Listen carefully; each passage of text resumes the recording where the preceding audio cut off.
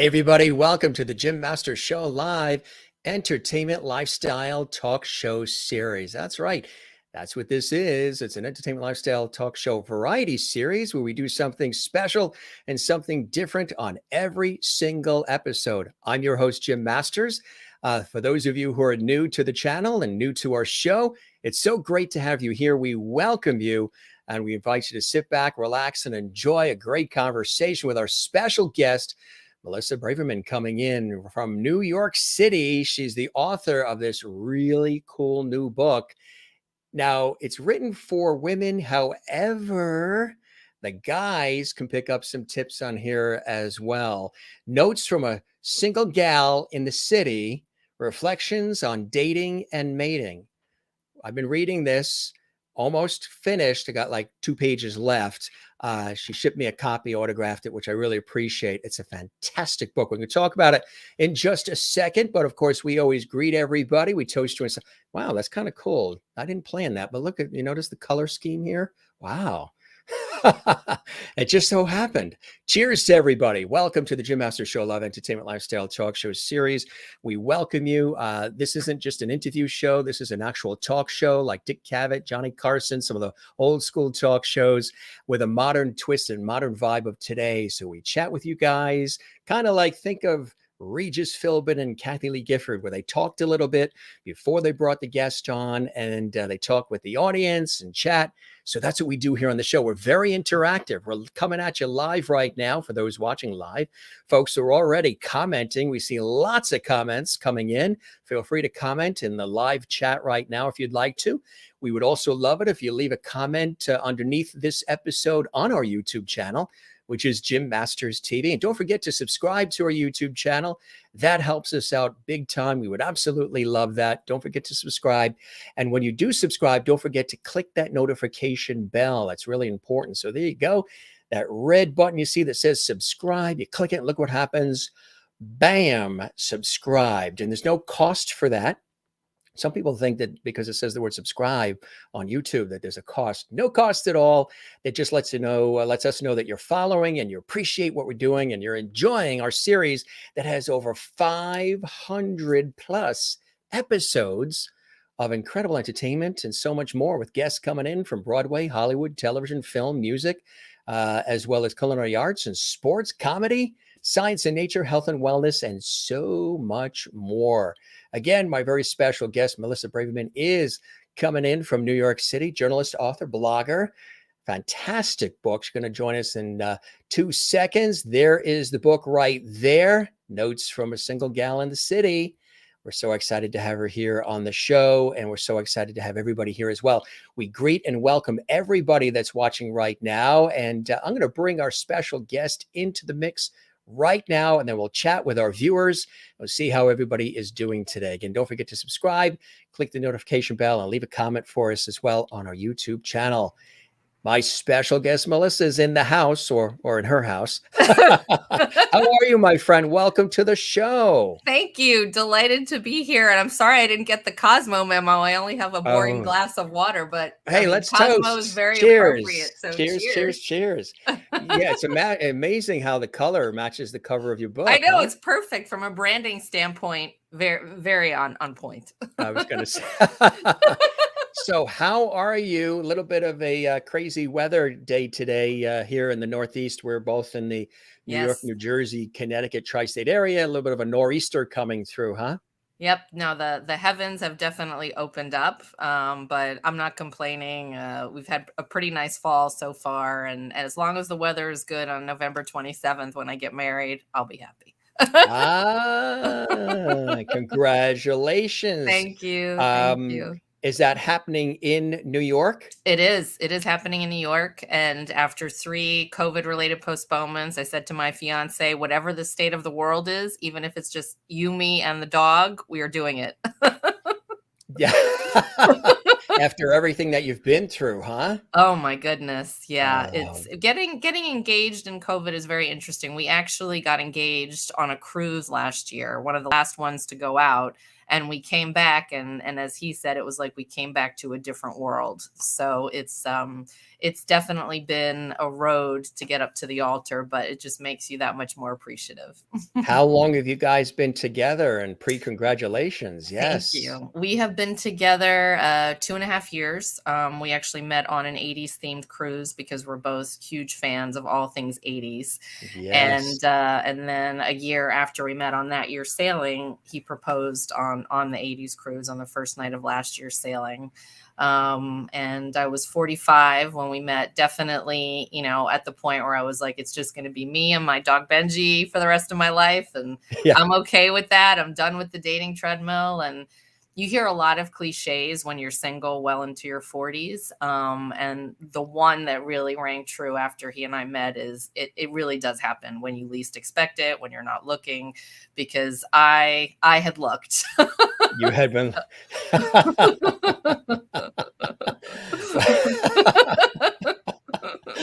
And you've got a great laugh. Oh, thank you. Thank you. The the and hair there far and wide, was it Oh my gosh, here, there, far and wide, speed dating, you answered that online very quickly. dating, I mean, you name it, Tinder. I went on a cross-country dating trip. I went across Europe for 6 weeks, because for 6 years, I had a blog all about being, single in the city. That's actually where the name of the book comes from. My blog was Single Gal in the City, and Right. as part of that, I did, what I called research. I like to fancy myself a dating anthropologist was what I called it.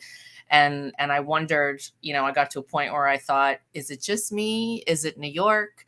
And then as I, traveled and I spoke to other single men and women, what I realized is no, dating is hard everywhere and in every big city, but it Yeah. definitely confirmed for me that there's no place that's more difficult than my hometown, New York City.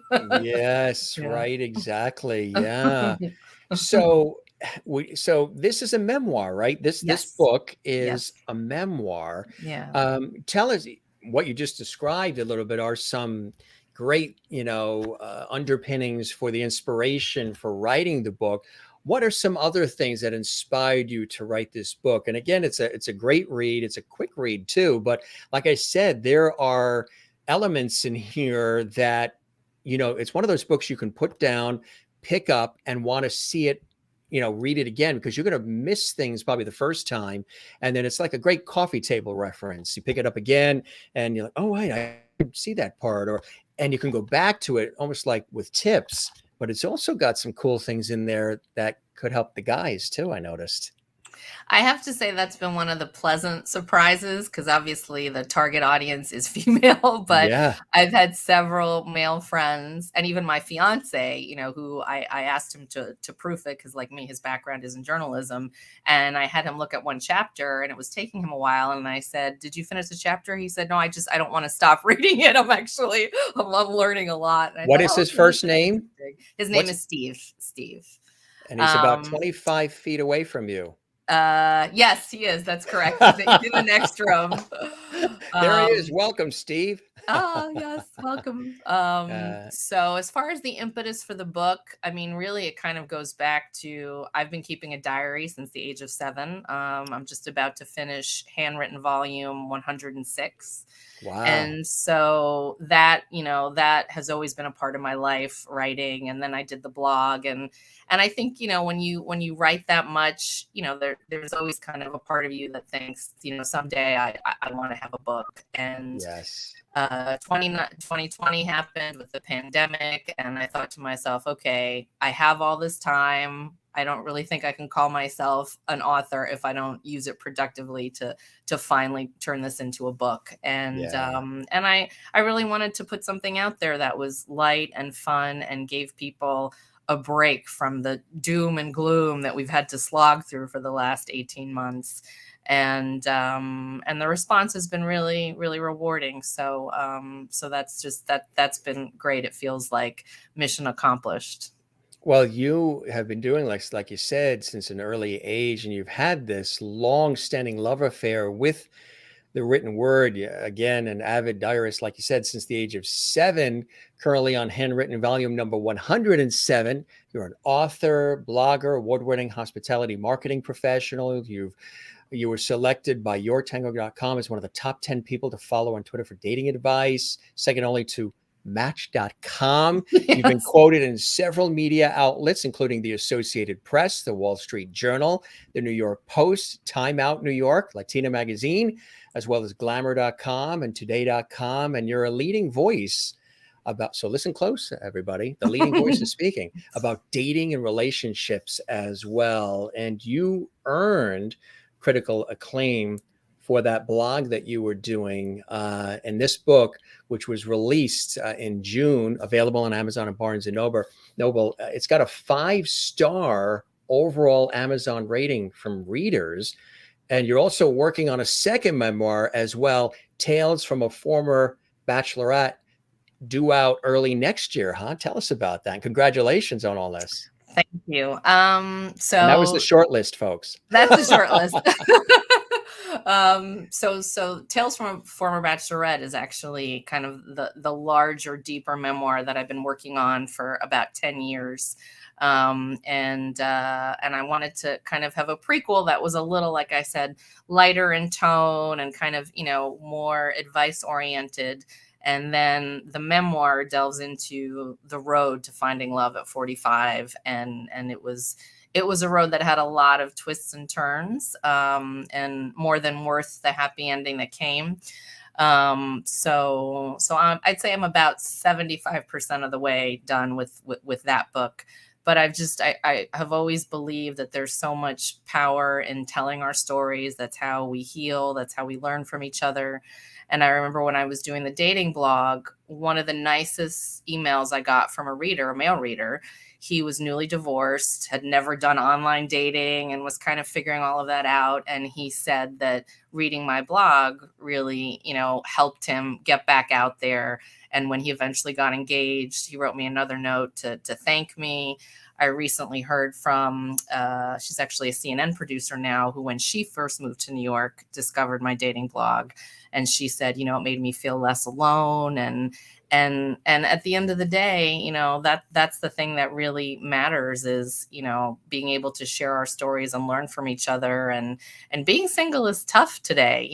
We all kind of need to be in the trenches together, so supporting each other. It's not for the faint-hearted. Right, exactly. Absolutely.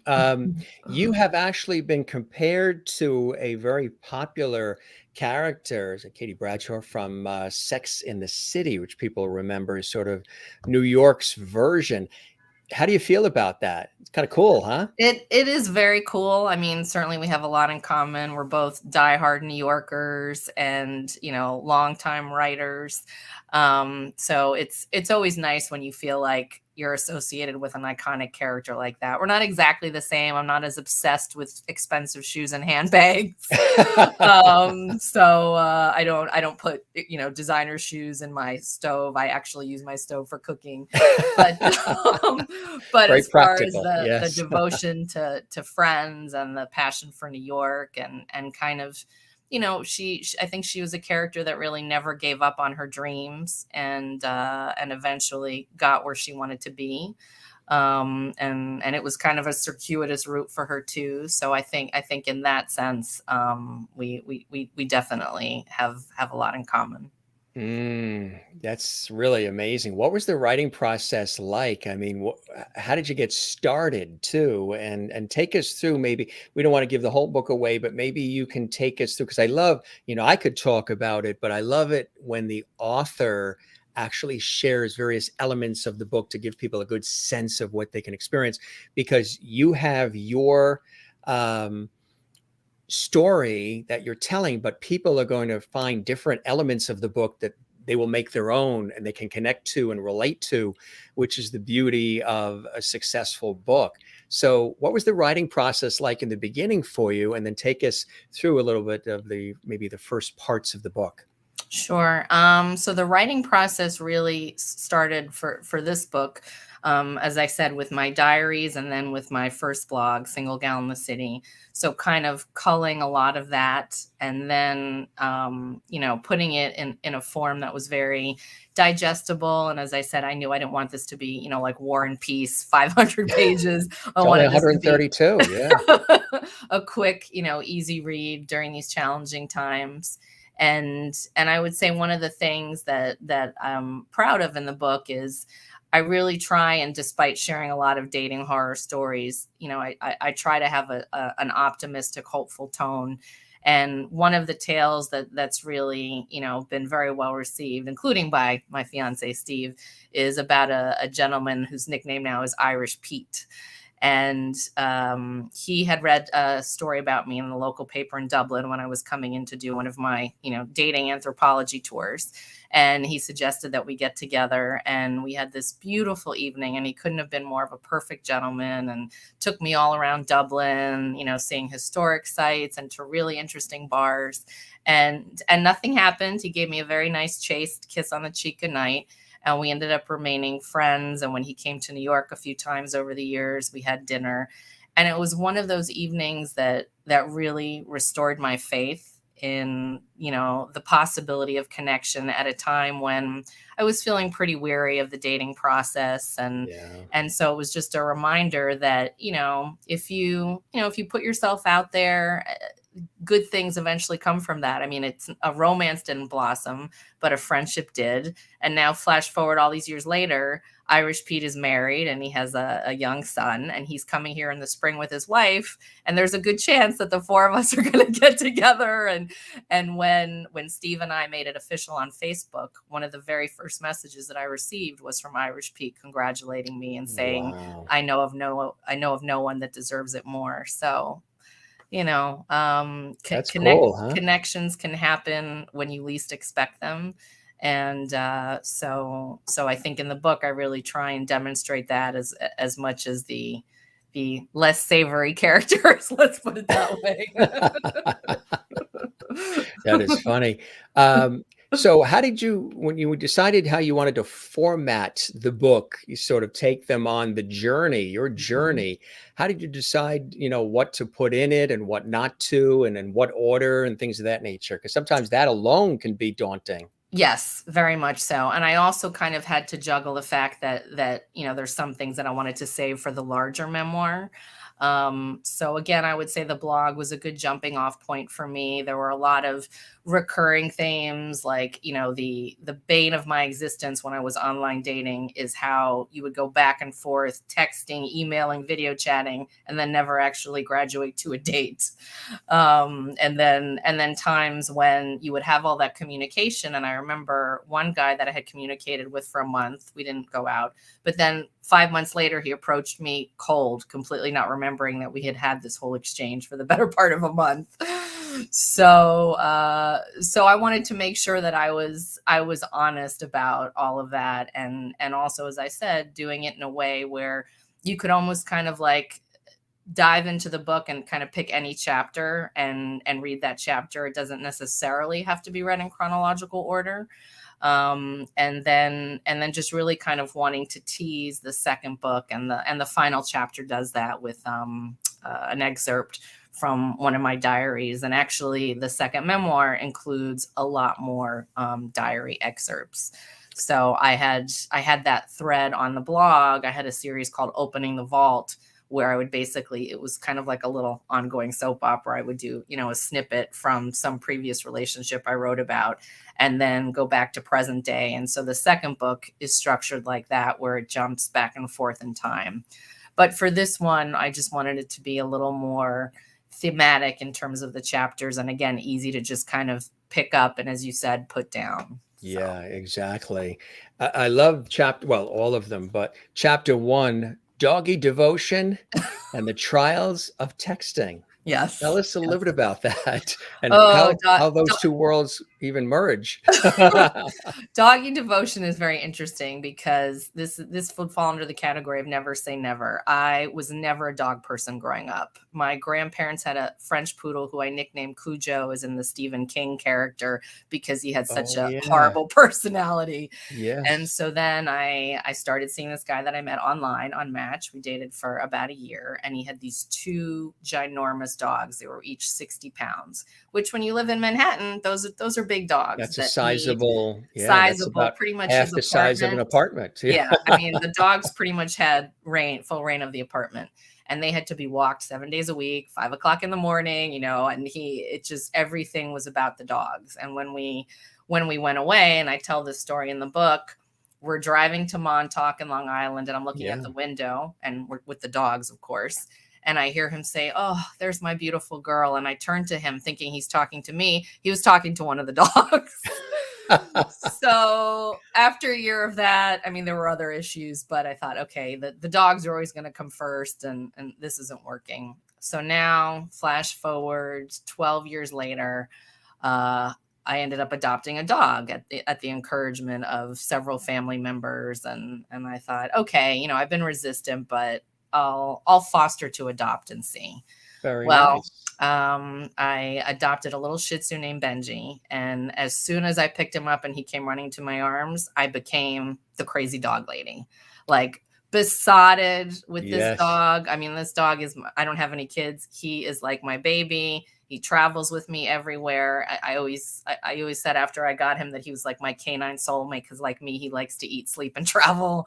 Um, but I mean, to come full circle, I actually ended up sending an email to my ex-boyfriend saying, I know it's a little late, but I just want to say I get it now with the dogs and what they meant to you. But there's a favorite quote of mine: until one has loved an animal, a part of your soul remains unawakened. And that's really was the case for me. And I think adopting Benji was what really opened my heart and put me in a position to be ready for the kind of love that I found with Steve. That is beautiful. And the texting is all part of Oh my gosh. that. The texting, I always say texting is the death of romance. It used to be Oh, I back. know because I worked with a colleague at a radio station, and he came in. He was a producer on a show I was working at, and working on hosting, and he was really down in the dumps. And we were all trying to console him and say, "Hey, what's up? What happened? Are you ill or are you?" He said, "You're not going to believe what happened to me." And we're like, "Well, what happened?" He said, "I just got dumped." We're like, "Oh my God, that girl, you guys were like, two peas in a pod. You always talked about her and you always seemed so happy. Everything's so great." And he said, no, I've just been dumped." And we're like, of course, people ask, well, what happened? Did you guys meet for, this is pre-COVID, of course. So Sure. did you meet for coffee? Did you go to a diner? Did you go to her house or her to yours? Did you talk in the car? Did you have that one final walk in a rose garden, and then fade off into the clouds? Very romantic. No, she texted him. She texted him. She texted him. And that was it. And she said, and that's it. I'm done, with like a 2-sentence text. Hmm. And I've heard the same where people have done that on Facebook Mhm. Messenger, Mhm. to depart from somebody that you've devoted so much time to, and they have to you, and you just exit the scene through Facebook Messenger or texting. Nah, Nah. No, not there's too literally a term classy. for it now. It's No. called ghosting, where people they don't even tell you that they're disappearing. They just do. And I had that similar experience. I had dated a guy I met online for a month. We'd gone out several times. Everything seemed to be going well. And then crickets, radio silence. And I actually had to send him an email and ask, I'm assuming this is the brush off, but I just want to double check. And it would have been nice, since we've gone out for a month, if you could have at least had the courtesy of telling me. And he wrote back and he apologized, but it just kind of seems like, as the online dating culture has evolved, it's evolved in the wrong direction, kind of making it a little too easy to, like, Facebook Messenger text. There used to be a time when you'd have a phone conversation getting to know someone. Steve's trying to bring the dog in because Oh the yeah. the women that are watching are not listening to anything we're saying. They want to see the Benji, dog. come here. All right, here we go. And then we will continue our conversation. Okay. So that's There the is a face. theme to the show. That's the Who do we face. got there? This Yes. is Look Benji. at that face, That huh? face, yeah. This face is the face that really changed my life and made all the good things that I have now possible. So, yeah. What a Say beautiful hi. dog with the black ears too. I mean, He is. His very coloring, real. and he has part of his coloring on his back. One of the dark spots is in the shape of a heart. So yeah. And how Literally, old I again? love Buck. He is 7, and I've had him for 7. 4 years, so I adopted him when he was 3. Wow. Does he realize he's being seen Oh, worldwide right now? he knows the camera, but now I hope he's not. I hope he's non-union, or he's going to cost you a fortune if All he's right, union. Ben, you had your cameo. So now he is, and you are as well, a lovety on our show. As I Yes, mentioned to I you, love that levity. I love yeah, it. the show has a lot of light, love, and levity, and that happened accidentally when, at every show I always begin with that, saying that, because we always have new viewers. So I'm always thinking new viewers don't know what this guy's talking about when he talks about levity. So I say this thing in the beginning again. I said light, love, and levity last year, that the show has a lot of it, and I said it too fast. And I said levity, just slipped out of my mouth. And since then, the audience is the Levity Squad. They call me I Mr. love that. Levity. This is You Levity can Hall. never have too much levity in any Right. iteration. Love, Right. levity. Together, you need the levity to balance everything out, and the love, all of it's got to be together. So how does it feel to be a levity on the Jim Masters Show live? Because there are Oscars, Emmys, Grammys, Tonys, Peabodys, Tellys, but when you get a levity on our show, Yeah, I mean, your I'm feet in no tingling? danger of any of the other accolades, so I'll take it.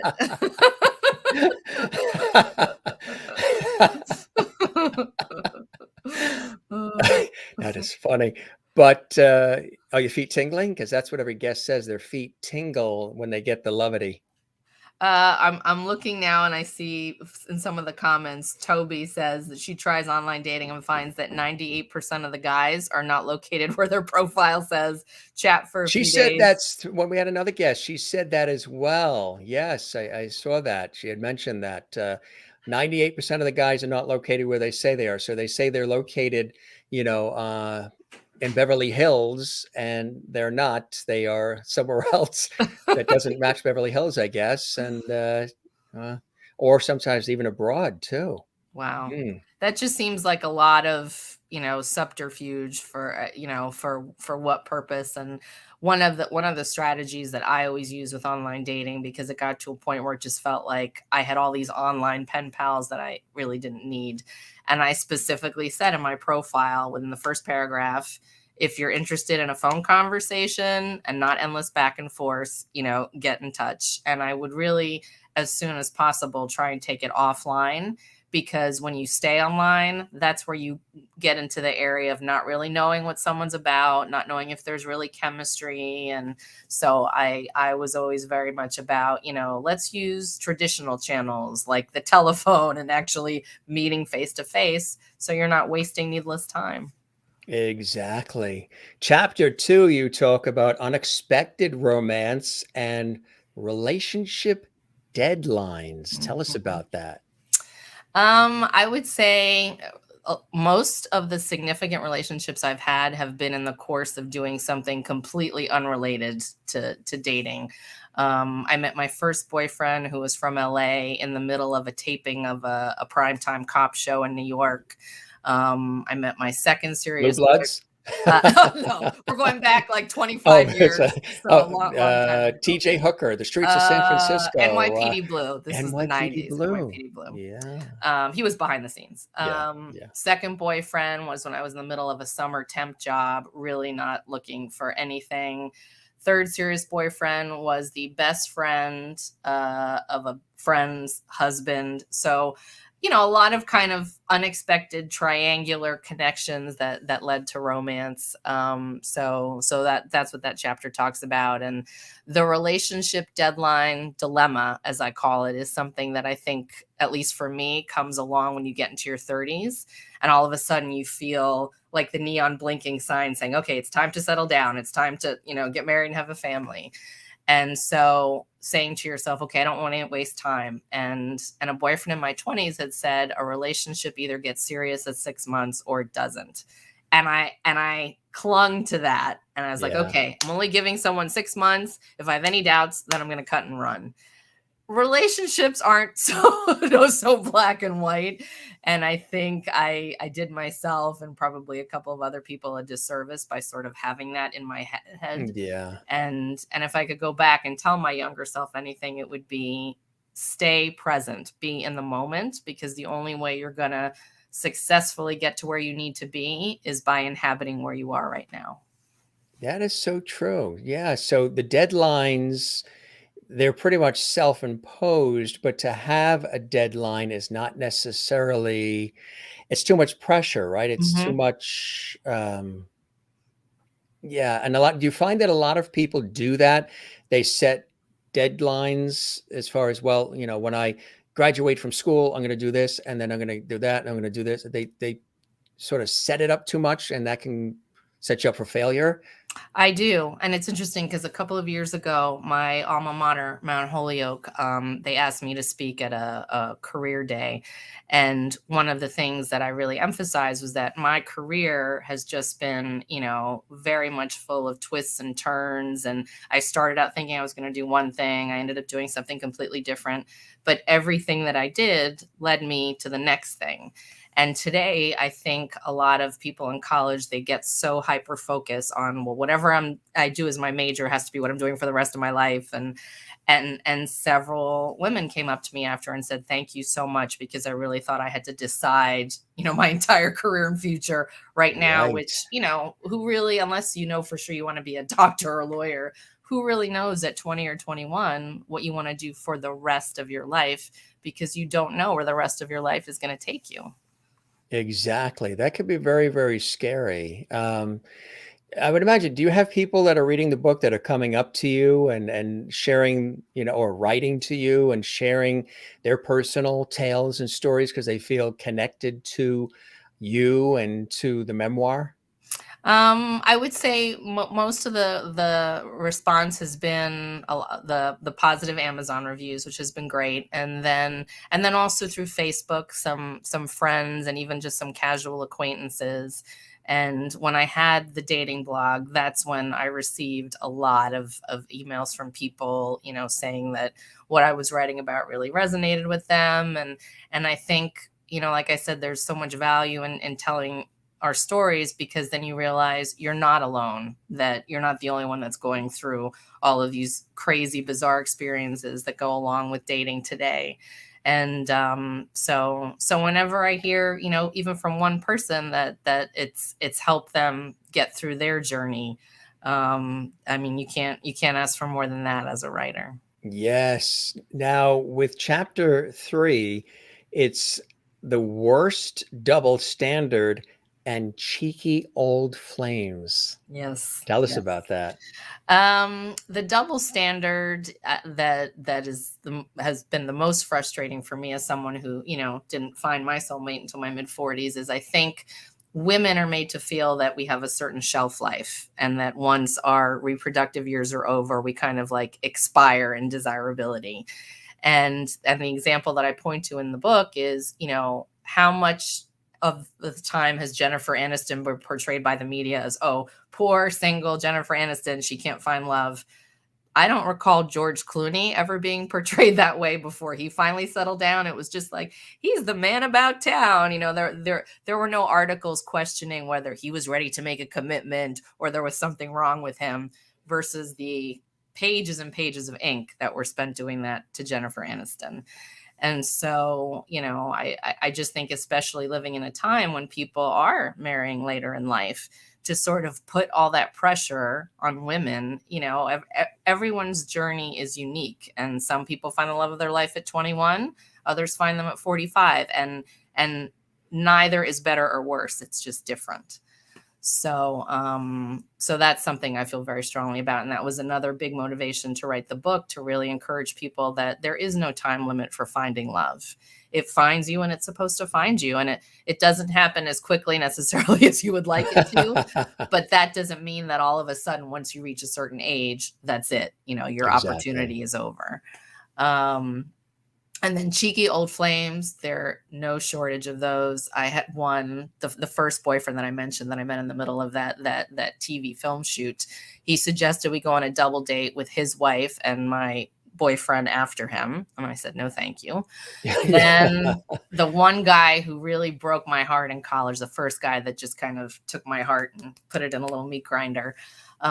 He was one of the first people to friend me when I finally joined Facebook, and we hadn't been in touch in at least a decade. Well, he was coming to New York and he was looking for a place to crash, and he asked if he could crash on my couch. And I thought to myself, of all the people on planet Earth that you thought to reach out to, what made you think of me? I mean, considering the history, and so yeah, I've had plenty of those. So what yeah, I love your laugh. When you were writing this, writing can be very cathartic and therapeutic, and sometimes even emotional too. Yep. So, and I'm sure you were laughing through it too, as you were remembering some of it and saying, really, that did happen. I forgot about that. What was that process like? Were you experiencing a range of emotions while you were writing this book and putting the thoughts down on paper? I would say for this one, it was almost more of a nostalgic journey, because it gave me the opportunity to revisit the blog and kind of see how far I've come. Because when I started that blog, that's 13 years ago. So I was in my mid-30s and kind of very much in that, searching mode. Where am I going with my life? And so kind of one of my favorite sayings is, the only reason to look back is to realize how far you've come. And so that's what the process of putting this book together was like. The second book that I'm finishing up, Tales from a Former Bachelorette, that's been a much more emotional process, where I've had to kind of put it down for a little while, then come back to it, because that goes into more detail about, some of the bumpier times that led to where I am now. Lily is here. Good to see you, Lily, my friend. Welcome to the show. She was also a guest on the show. We love her. Have to have you back too, Lily. Even men that decide to not have kids are not judged like women that decide not to have kids too. That is so true. You find that to be the case? Absolutely. I really do feel there is still that double standard. As much progress as we've made, as I said, it's still, if you're a woman of a certain age, well, what's wrong with you? Why are you still single? You must be too picky. You must have commitment issues. And even I got some of that from family members, well, your expectations are too high. And no, I hadn't met the right person. And it's very easy as time goes on, when that's the feedback you're getting, and that's the messaging you see in the media, to think maybe something is wrong with me. Maybe my expectations are too high. No, your expectations are where they're supposed to be. And when I met Steve, it was the big, oh, okay, this is why none of the other relationships worked, because he is my person. And I had never really had that feeling. I had tried, I had done the square peg in a round hole in a lot of relationships. I should feel this way. I should feel this way, but I didn't. And so, I would just encourage people, whatever age you are, if you're single, don't believe that. Don't believe that there's a window and you've missed it, because, if you're being your most authentic self and doing the things that make you happy, love finds you. And I always like to say, I spent so many years looking, going, doing, trying. And the night that Steve and I connected was a moonlit night at sea. I was listening to my favorite 80s cover band on a cruise, and romance was the furthest thing from my mind. I was just there to listen to the music. And that was it. So I just, as I said, I think there's real power in doing what makes you happy without having like a strategic purpose for it, because that was ultimately what led me to my happily ever after.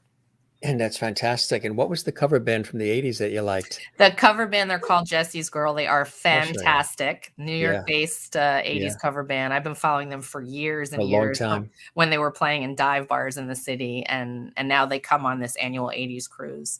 Wow. So yeah, they were the soundtrack the night that Steve and I connected. Now, in chapter 4, you mentioned unconventional dating tactics. What Mhm. are some of those?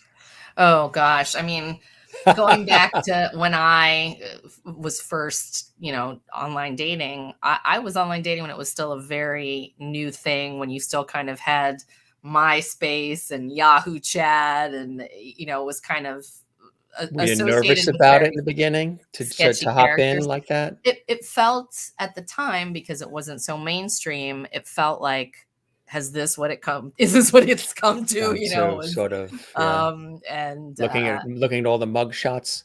looking at all the mug shots, and speed dating too. When I first did that, that was also very new. The first time I did that was 17 years ago.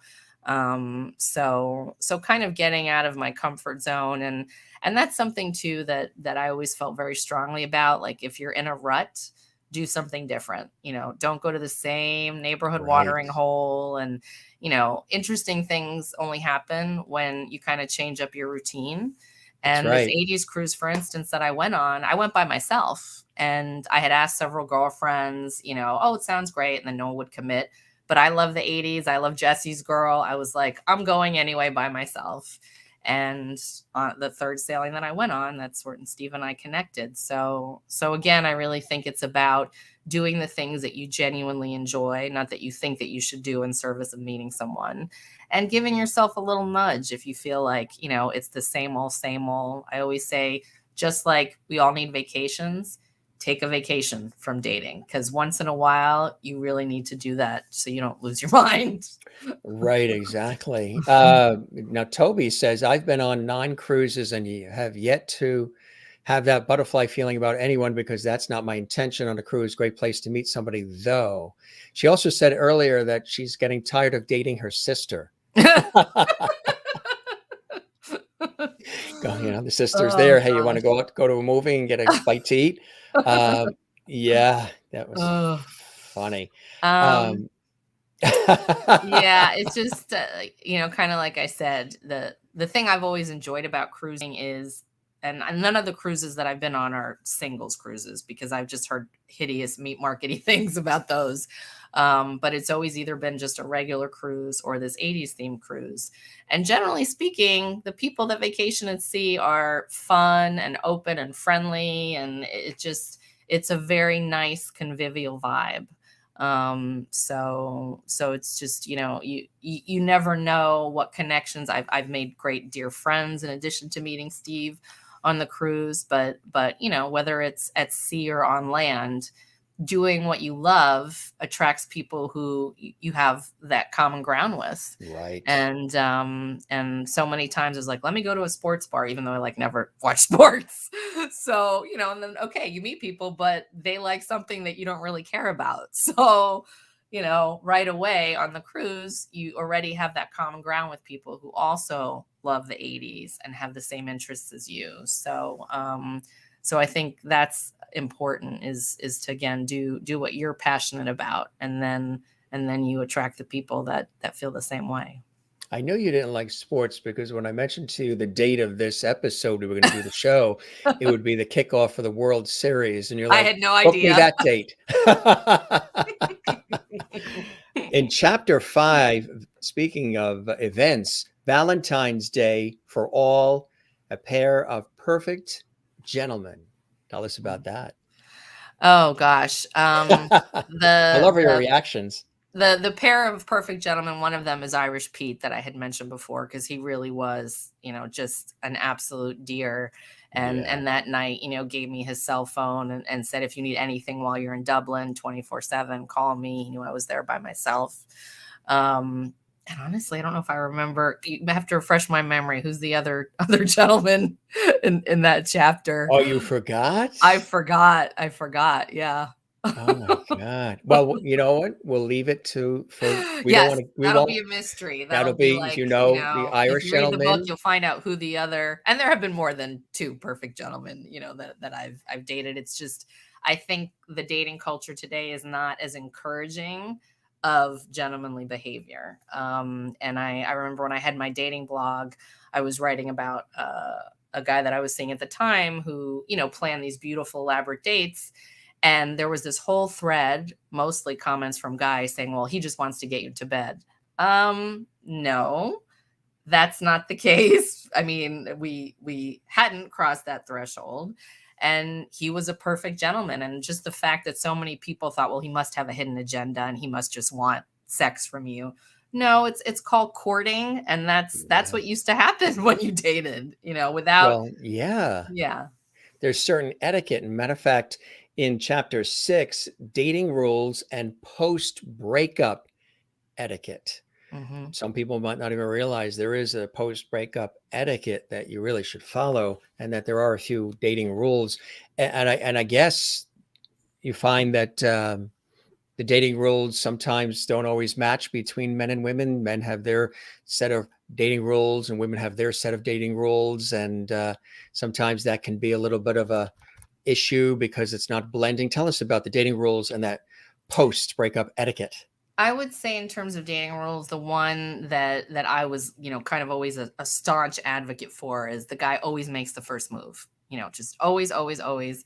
And one of the things I came across in a diary from my 20s is I was on a cross country flight, had a nice chat with the guy sitting next to me. And at the end of the flight, he gave me his business card, call me sometime, whatever. And as soon as the flight was over, I very arrogantly tossed his business card in the garbage. I was like, oh, how dare he expect me to? I mean, when really he had made the first move, he had given me his card and said, I would love to do something. But in the arrogance of being in my early 20s, pshaw, no. I mean, if you expect me to actually call you, then I can't be bothered. And What was his yeah, reaction? I He could just go and faded smack away? myself. Well, he didn't know. He didn't see me throw it in the garbage. I just said, oh, nice to meet you. And then as soon as we parted company, I threw it in the garbage. And that was that. And Yeah. that was that.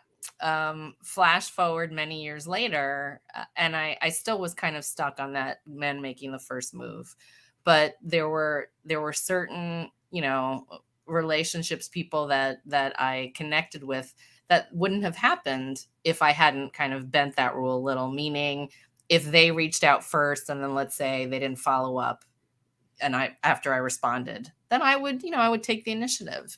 And I think, going back to what I said before, it's important to push yourself a little out of your comfort zone. Don't have feel like your convictions are being trampled on.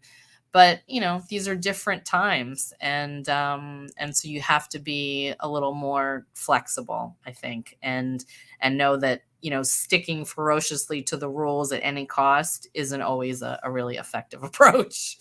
um You have got a postscript in that chapter too, mhm, letting go. yeah. Um, Sometimes I guess that can be really difficult for some people, right? And then when they get involved with the next person, they keep bringing up fond remembrances, or maybe not so fond Not remembrances, but so they just fond, yeah. keep bringing up these, and maybe even making comparisons, Mhm, things maybe they did like about the previous mhm. that they want the new person to do, or vice versa. It could get a little crazy, right? It can The get a letting go part. little, If messy. Yeah. My bad habit was not so much recalling the good times with the previous person, but the bad ones, and almost kind of penalizing the next person for, his transgressions. And I remember dog guy with the 2 big dogs, we were planning a weekend getaway, and the guy before him was, I don't there's not really a diplomatic way to say this, but very cheap, basically, like, was keeping track. It doesn't bother me that you got takeout and it was 25 and I got dinner and it was $50, and that was the whole course of the relationship. So we're planning this weekend Keeping getaway, and score, yeah. and suddenly I'm remembering all of this, and I go off on this really crazy tangent, and my current boyfriend turns to me and he says, "Who are you having a conversation with? Because it most certainly isn't me." And I was like, Ooh, sorry. I was basically talking to you like you were somebody else. Like you're the other person. Yeah. Yeah. So that was a very humbling moment where I realized, ooh, not good to blame the current person for the previous one's sins. Kind of like in our business, if we are on channel 5 and then we get hired by channel 9 and we accidentally say, coming to you live on channel 5, I mean, channel 9. That That's happens. more forgivable, I think. Yeah, it's except for when the manager calls you and it says, channel what? We no like that other channel. We compete with that other channel. That is funny. Sherry says she hasn't had a date in almost 22 years. Never hurts to ask. That's true, right? And Yep. Merlin in Canada, Ontario says, I broke up with my husband 4 times, but the realization that he was the one, I had to beg him to take me back. Hmm. Mm. Hmm. That interesting, huh? Yeah. And if you guys have any questions or anything, feel free to post. We are live. For those of you watching live and anybody that is watching this later on in our archives, we're going to archive this and 500 plus other episodes on our YouTube channel, Gym Masters TV, so you can review this as well. That could be too, if you haven't dated in a long time and sort of getting back out in it from what you've seen. What are some of the things that have changed? A lot has changed in 22 years as far as just how Oh the my whole, goodness. some of what we're talking about tonight and, sort of outlined in the book, but how, from your perspective, has it changed for the good and maybe the not so good? I'll start out with the good, and I would say one of the positive changes is, women now we're kind of more empowered to take initiative, to ask for what we want, and to not feel bashful about that, like there's something wrong with being anything other than a shrinking violet. So I think that's a huge leap forward. And just, as I said, it's one thing to be flexible, but you want to stay true to yourself also. And I think women are empowered now to do that in a way that maybe wasn't necessarily the case, 2 decades ago. What's not so good and challenging is, things like texting, video chatting. It's, I always kind of say that despite this proliferation of all the different ways to communicate, in some respects, we become more disconnected in terms of dating because people are reluctant to pick up the phone. And I remember a guy saying to me, well, what if I call and, I have to leave her a voicemail or she's busy. If she's busy, then she won't answer the phone and she'll call you back. So Yeah. I think, that part is challenging. And so kind of figuring out how to navigate that fine line between utilizing the technology, but not letting it completely dictate how a relationship unfolds, Which is important. In the next chapter, in 7, this kind of ties into what you just said as far as the digital era and, all these sites and all these apps and everything sort of just clinical and technologically driven. It doesn't necessarily leave room for that. We talk about on this show, we're bringing back the lost art of conversation. You have a chapter talking about the lost art of seduction. And sometimes I would imagine the digital world we're in sort of is automatically taking that seduction away, which is very important. It's that cat and mouse kind of thing, just that sort of, she loves me not. Just the whole thing of it is sort of dwindling a little bit, you think? Or a lot? Dwindling a lot It's because dwindled. again, the dating culture has become anything goes. It's very easy to say racy, salacious things to someone when you're sitting behind a computer screen or on your phone. And I've just been astonished, when I was doing online dating, where, like I said, I was very clear in my profile. Those just interested strictly in indoor activities. Please don't contact me. And still, you would still hear from the guys that would send you racy pictures without even ever having exchanged a word. And even on Facebook once, I checked my spam filter and there was a full naked picture of someone I had never communicated with before. And I remember one of my guy friends saying, well, sometimes it works. And a lot of times that's the attitude today is, well, why not? Because sometimes you should restrain yourself. And so I think that for me was the hardest hurdle to, to get through, is just what happened to courting and taking your time and getting to know someone, and not in the first 5 minutes before you even exchange a word saying, oh, do you want to me, that was just astonishing. And it was hard to kind of ever get to a point where I was like, oh, okay, that's just the way it is. Right, exactly. Steve has his own conversation going on with I the see that. yeah.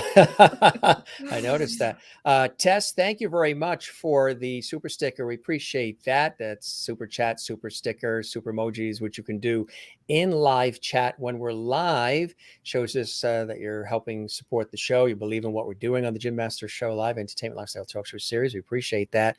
Thank you very much, Tess. And then your comment is rising to the top. Special color. We love that. Thank you. Very kind of you, Tess. We appreciate that. And yes, you are a lovety. And Steve is, I think Steve feels left out in this conversation. Oh, no, not at all. You should have him sitting next to him. Oh, he's got a great conversation with all the ladies going I on see here. that. I see that. And I will say the 80s brought us together. So you should definitely check out his Stuck in the 80s podcast that he's been doing for 16 years now. And I encourage you to check it out wherever you download podcasts. That's my shameless plug. That's a whole new world, right? Did you ever think you would have said that phrase or word, podcast? No. And he was literally an early adopter. I mean, back in the day before, now podcasts are just basically like radio or TV shows. But he was really one of the forerunners, and 16 years later, he still has a really devoted following. So. He says, I'm innocent. Yeah, we do have a Facebook page for this group, the Jim Masters Show, Lovely Hall. So they're saying, hey, come on in there as well. With pleasure. And Kathleen Walker watching in New York City. Hi, Melissa and Steve, great additions to our Lovely family. Yay. Here on the Jim Masters Show Live, which is fantastic. So the feedback has really been great. And like you're saying, that lost art of seduction, like everything you think, is too much out in the open now? Is everything too raw, too real? There's no more mystery and fantasy, and because there'll be some people that say, oh, well, I think raw and real is every aspect of life should be what it's about. And I don't necessarily agree with that, because I think you still need to daydream, to fantasize, to, that's how art is created, and that's how you know what I mean?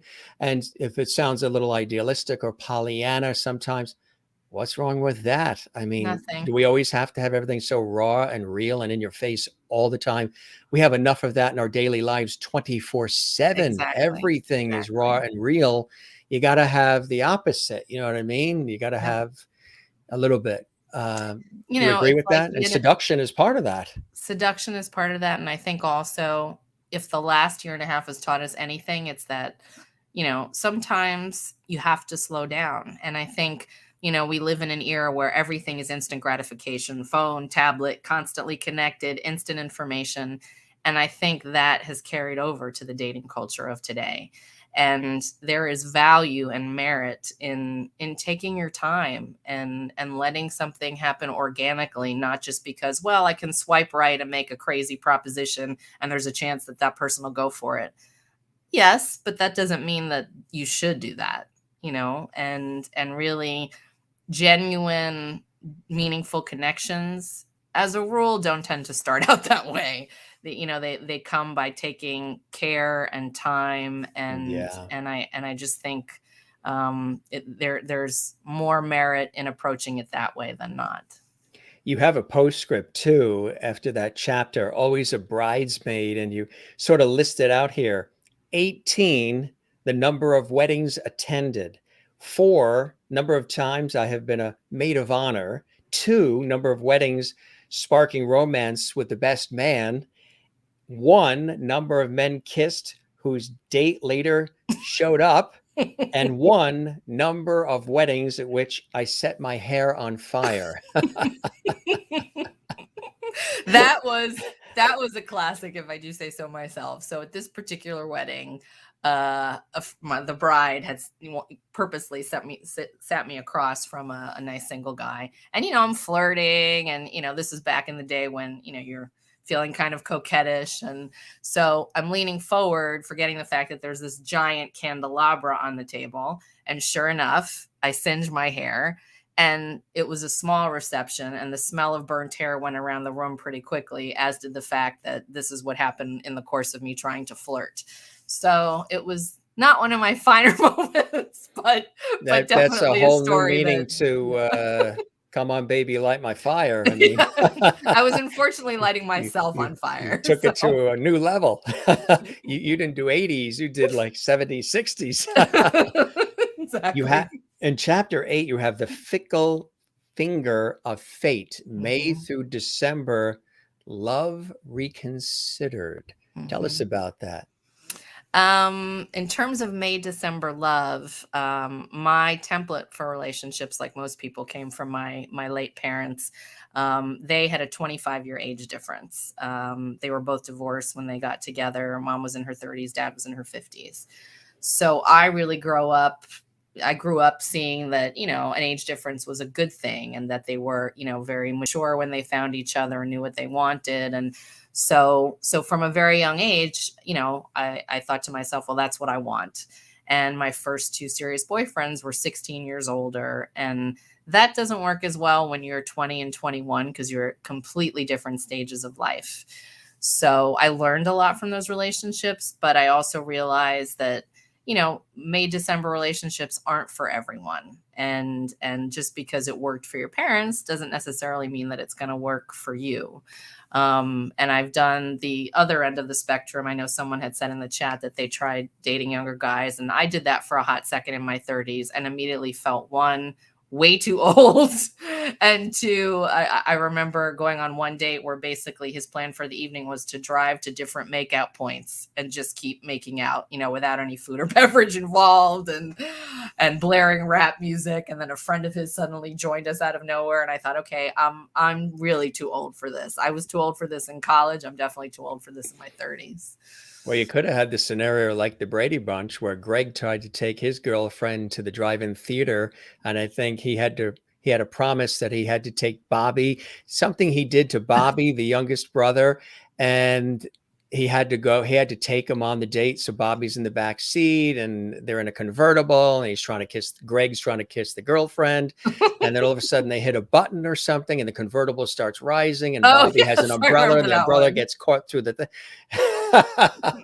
At least you didn't have that. That's true.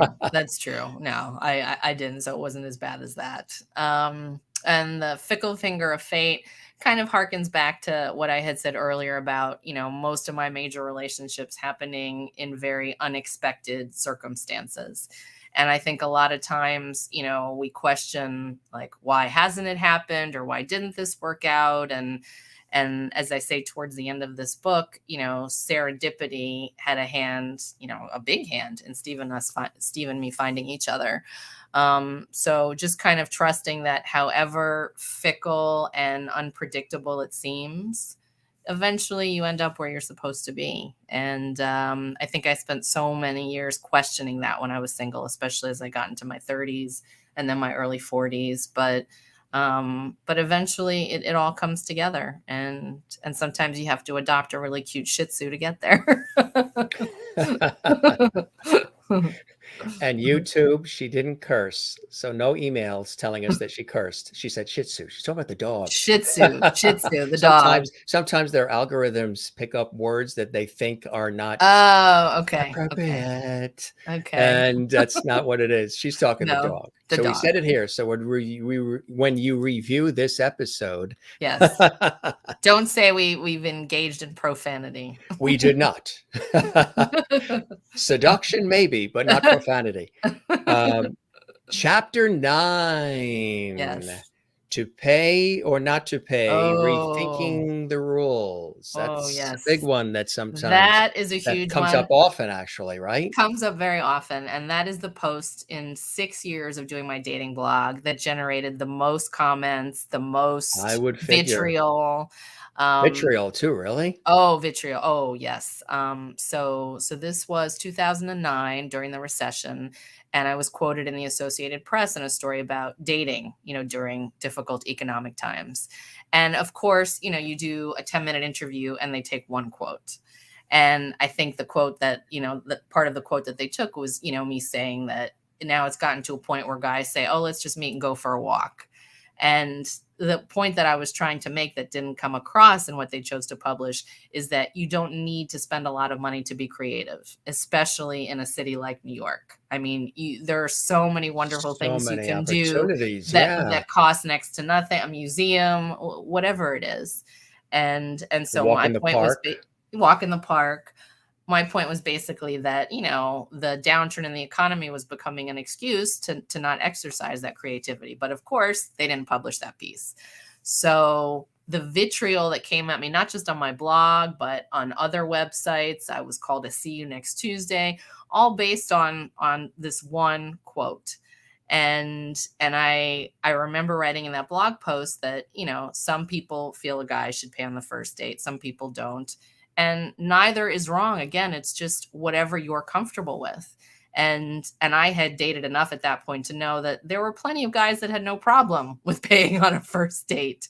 And some of the reactions I got were everything from, well, once you're in your 30s, you should be able to pay your own way and you should be able to support yourself. And what does that have to do with a first date? So it's a very thorny topic. And I just, as I said, I've dated enough guys that, guys are okay with paying on the first date. And that doesn't mean that everyone has to feel that way, but it doesn't mean that those of us who do are wrong.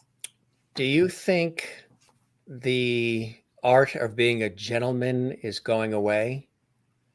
No, I mean, I can't say that because, Because you know, that's how I was born one. My father, relative, that's my way. You know what I mean? mhm, And that's always been my way. I still think mhm. that being a gentleman is still classy and it's still, it doesn't mean you're stiff and stoic and boring. No. It's just, if she's struggling with the packages, go over and help her Mhm, out, or, mhm. opening the door if it makes life easier and it's a kind gesture, hold the door, all those little sweet nothings. I think that's still very important. I don't know if I'm in the minority, but I still think the gentlemanly way of doing things is not old fashioned and not passe. No, I completely agree with you, and I know Steve would as well, because that was one of the things that attracted me to him from the beginning. And I always like to say, you can be respected as a woman and treated like a lady, and they're not mutually exclusive. And, I've heard stories from guys where, they've tried to hold a door open for someone. I can get the door myself.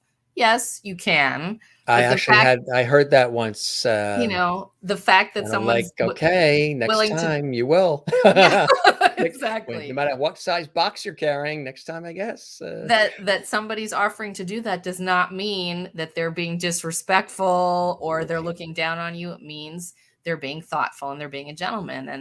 And I would say it's much harder to find that today, but it's not impossible. And it's still out there. And I know it is, just from talking to male friends and from people that have reached out to me. I think it's just unfortunate that we're in a dating culture that oftentimes discourages that.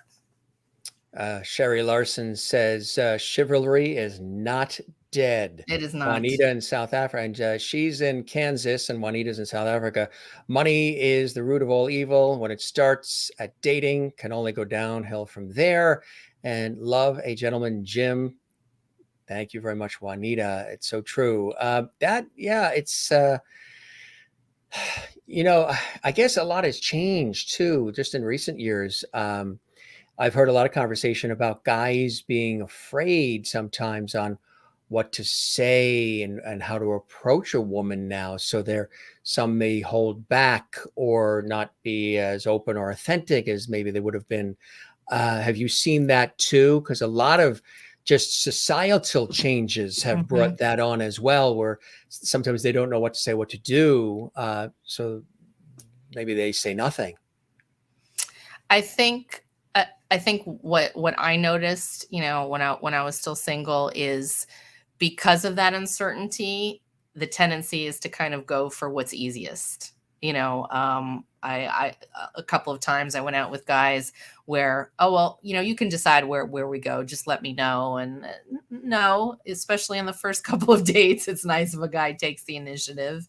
And so I think that's what I really observed more is technology kind of makes it so easy that people can forget, no, you're supposed to put a little effort into it. And I would just, I would encourage single guys out there that, generally speaking, women want to be courted. And I think you can certainly tell right away if that's not the case and you're dealing with someone that has a different point of view. But I think going so far to the other extreme that you kind of skip the seduction, the courting, the getting to know someone, you really are missing out on the magic and the joy of the process. Yeah, and that is really, really true. What are some other things you've seen as far as changes in the dating game? Do people see it as a contest? Do they see it as a competition in some ways, like competitive, between one and the other? And how about, sometimes some people will say they'll be asked, let me see your credit bureau reports before I date you. Yeah. That's a whole new one. What's your credit score before there's any like, what, who are you and what are you about? And do you like vanilla, chocolate, or strawberry? Yep. Let me see your credit report. That's something new. How do you feel about all that? I definitely think there's a lot of putting the cart before the horse. And I remember one attorney who I was online chatting with asking me literally whether I rented or owned my apartment, and listed 10 requirements that he was looking for in a woman. He's like, do you meet these requirements? And I was kind of like, is this an interrogation or is this a conversation? And I think, again, people kind of forget, back in the old days, you had a conversation. You got to, if you were meeting someone for the first time face to face at a bar, would you say, what's your credit score? And no, No, you wouldn't do that. you And I ask them just what their astrological sign is. ask them what their sign is. And the thing is, I always say it's easy to do that behind a computer when you're not face to face with someone. And I think it's not so much competition. I think especially in a city like New York, where single women significantly outnumber single men, I think that sort of pollutes the mindset. And Yeah. I'll never forget, I was on a date that seemed to be going well, drinks, good conversation, a little smooch. And then out of nowhere, the guy says to me, well, you're great, but I could go home and log on and find someone else just as great as you. Yeah. And Yeah. I looked at him and I said, perhaps, but if you had met me any other way other than the internet, would you have dared to say something so rude? And I let him chew on that. And I got up, I went to the restroom, I came back, and he said, oh, now I kind of feel like a jerk. I said, good, then hopefully you won't say something like that again, because this date is over. Though you have class, and the part where you went to the restroom and you came back, a lot would have gone to the restroom or And not come said back. they're going to the restroom, start the car and hit it. But you came back and neatly wrapped it. And that's actually a classy way to have done that. You didn't have to do that, but that was a very classy way to do it, Melissa. So, Oh, well, thank you. well, I was from feeling charitable that that night. coming from a gentleman, I would have found that to be classy, although I would never have said what he said. Chapter 10, The Land of We and Fauversaries. Tell us about that one. The land of we, one thing I noticed as I got well into my 30s and more friends were getting married and settling down, is when you would be around them with their partner, it was like they were no longer an individual. Everything was, we, us, our, the I pronoun completely disappeared. How do you feel about the "you complete me"? We are now one, and I was half the person until you, and now you complete me. It sounds Um, romantic in a movie. right. In real life, You should be whole you before you have to get be a into a complete relationship. person, and I Before, think, yeah, that's what made the difference when Steve finally came into my life. I was finally in a place where I was completely happy within myself, with my Benji and my career, and I wasn't searching, I wasn't feeling like there's something missing. I felt complete. And you can only really be a good partner when you're complete within yourself. If you're looking for yes. someone else to, I mean, yes, he completes me in the sense that he makes me a better person and I love sharing my life with him, but I wasn't broken looking to be rescued when he came along. And I Yeah. think I think that's where, we go astray sometimes, is looking for someone to fix us, and the only person that can do that is yourself. Mhm. Uh, the cover of the book, really cool. How'd you come up with the cover of the book? The cover, I wish I could say it was a really romantic story, but I was looking for cover art. I found it on a website called canva.com, and I knew I wanted it to be, kind of playful and kind of harken back to the blog. And then when I saw this, I thought, "Oh, well, this is perfect. This goes with the title, Notes from a Single Gal in the City." It speaks to love, it speaks to, communicating and talking and dialogue. So, and the feedback's been really great. I wish I could say, "Oh, I had this wonderful artist," but canva.com. So you did it yourself, which I did was it myself. Yeah. yeah, which Mhm. was terrific. Yeah. Mhm. So we'll talk a little bit more, but what are some of the other things that you've been doing as well, aside from writing and being the author lately? How'd Planning you the get through planning planning the the wedding. wedding? Yeah. Yes. Now, So was that the date it was always going to be, or was it going to happen during COVID and you had to move it? we had to move it three Yeah. times. So Three times. yeah, we were originally, being a seasoned midlife couple, we had no desire for long engagement, but obviously COVID had other plans. So our first date was last November, and then we moved it to February, and then we moved it to this November. And we thought for sure by this November, we'll be so far away from the pandemic. Obviously, that didn't turn out to be the case. And Steve is based in Florida. So throughout this whole time, we've been, traveling back and forth. And so, planning a wedding is, I think, stressful in the best of times, but certainly even more challenging during a pandemic. But we've been very fortunate. We have wonderful friends, and Steve's family has been amazing. And a lot of our dear friends from the 80s cruise on which we met are going to be traveling to New York for the wedding. But that's kind of been my, I would say, full time, for the most part, full time job. I've been doing a little bit of consulting work, but for the most part, just kind of getting ready for the big day. Yeah, it's a big one. Yeah, fantastic. And it's coming quick. I know, Coming finally. quick. It's been like a really long, but now Yeah, because it's finally, been pushed now and pushed and now it feels like it's speeding up. So yeah, they've had to constantly reheat 3 times those pigs in the blanket, huh? yes, which we will be having. We will be having, yes. On one of the shows I used to host, I learned that the number one Number one. appetizer at Yeah. weddings is the pigs in the blanket. Well, That's number true one. story, I was not gonna have them because my mom, may she rest in peace, just thought pigs in a blanket were just not classy, refused. When my sister got married, didn't have them. And so when I first connected with my wedding planner, I said, no pigs in a blanket. And I was like very adamant.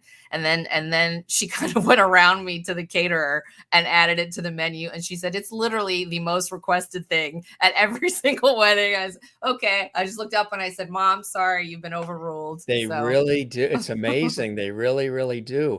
The bride and groom sometimes never get a piece of their cake during the wedding oh, because that won't be us. you're pulled in a million different directions, but they always get some of the pigs in the blanket. Oh no, I've already made it very clear. Like, That we will I'm not be having one of some of those. Yeah, Yeah. we will not be one of those couples that hears how great the food was. We will have And after experienced you're it. dancing and taking photos, you sit down and they took the cake away already.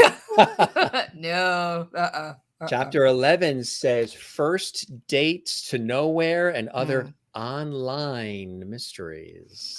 Yeah, the first date to nowhere is, I think, a pretty common thing in the era of online dating where you have this wonderful evening, kind of like what happened with Irish Pete. But, I've been on these first dates where it does culminate kiss goodnight and it seems like you had a great time.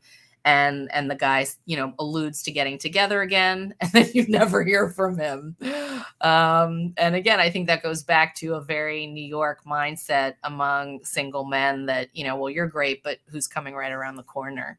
And that can definitely get to you after a while because you start to wonder, is it just me? And no, it's not you. It's just an unfortunate fact of dating again in a city with a very lopsided, male female ratio. So, and what was the other? I forgot the other part. Well, that's interesting what you're saying about the ratio too, because there's more of one to the other, right? And that Significantly, becomes significantly. problematic. Hmm. Yep. I mean, and guys, as I mentioned in that example, are not bashful about saying as much that, oh, you might be great, but there's just Yeah. so much quantity out there. It becomes almost kind of like a shopping expedition versus, let me see if I can connect with someone. The other was the other online mysteries. Yes. I definitely also noticed anger management is a common issue For either online. or too, right? Yeah, I remember one guy, he didn't like the fact that I suggested we actually talk on the phone, and he sent me a 5-paragraph email explaining why he was too busy to talk on the phone.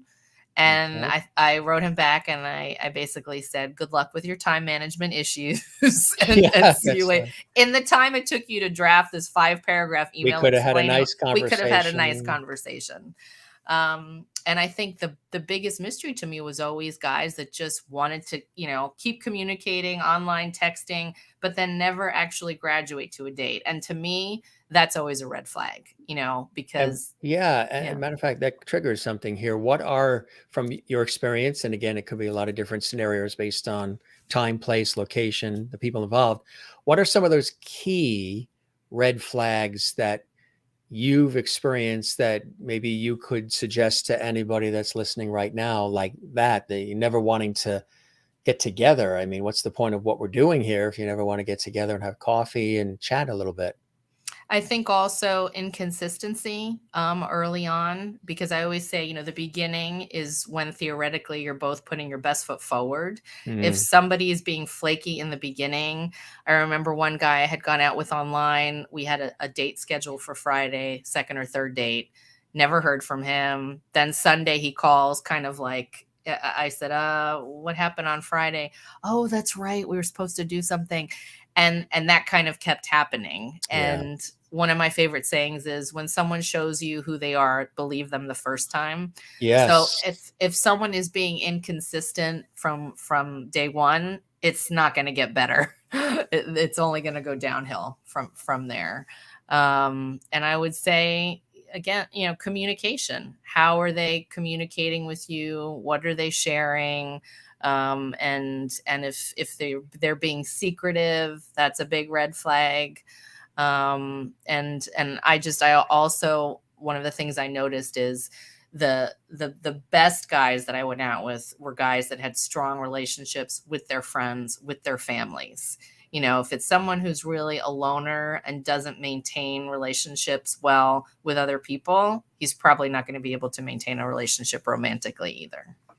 What about the ones that say, um, your sauce doesn't taste like my mother's? Uh, yeah. Have you Head experienced that head at for the all? Or hills. It's funny, I haven't, they but when I was compare, to the mother, or the female compares to the father? Maybe you never know what the scenario is on the other flip side, but sometimes that, can be the case, right? Yeah, I heard that. It's funny, when I was in Ireland, a lot of the women I talked to in Dublin said apparently there's an epidemic of mama's boys in Ireland where that's the case. I've been fortunate to not experience that so much. I think, again, it's a fine line. You want someone who has those strong family relationships, but not to the point where, they want you to be a carbon copy of their mother or father. So I think, as I said, that was a really important lesson that took me a long while to figure out, that I didn't want a carbon copy of my parents' relationship. I wanted that love, that devotion, that commitment, but I didn't want someone 25 years older. And so I think, being true to yourself and not trying to emulate exactly what other people have. Exactly right. In chapter 12, taking a dating break, Mm. interview rules for dating. Tell us about that. Taking a dating break. Do you do that so it sort of reboots and refreshes and you come at it sort of just with excitement and to see, because they say absence makes the heart grow fonder, to see Mhm. if Mhm. your heart grows fonder?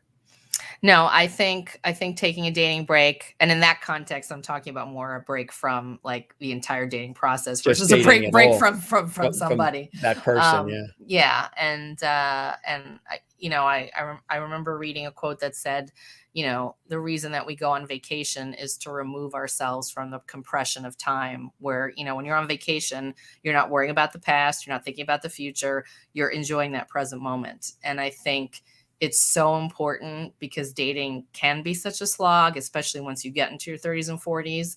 When it starts to feel like work and you're dreading, the next date, then it's time to step back and, Yeah. take a breather, and not think to yourself, well, I should be out there, I should be doing this because I'm this age.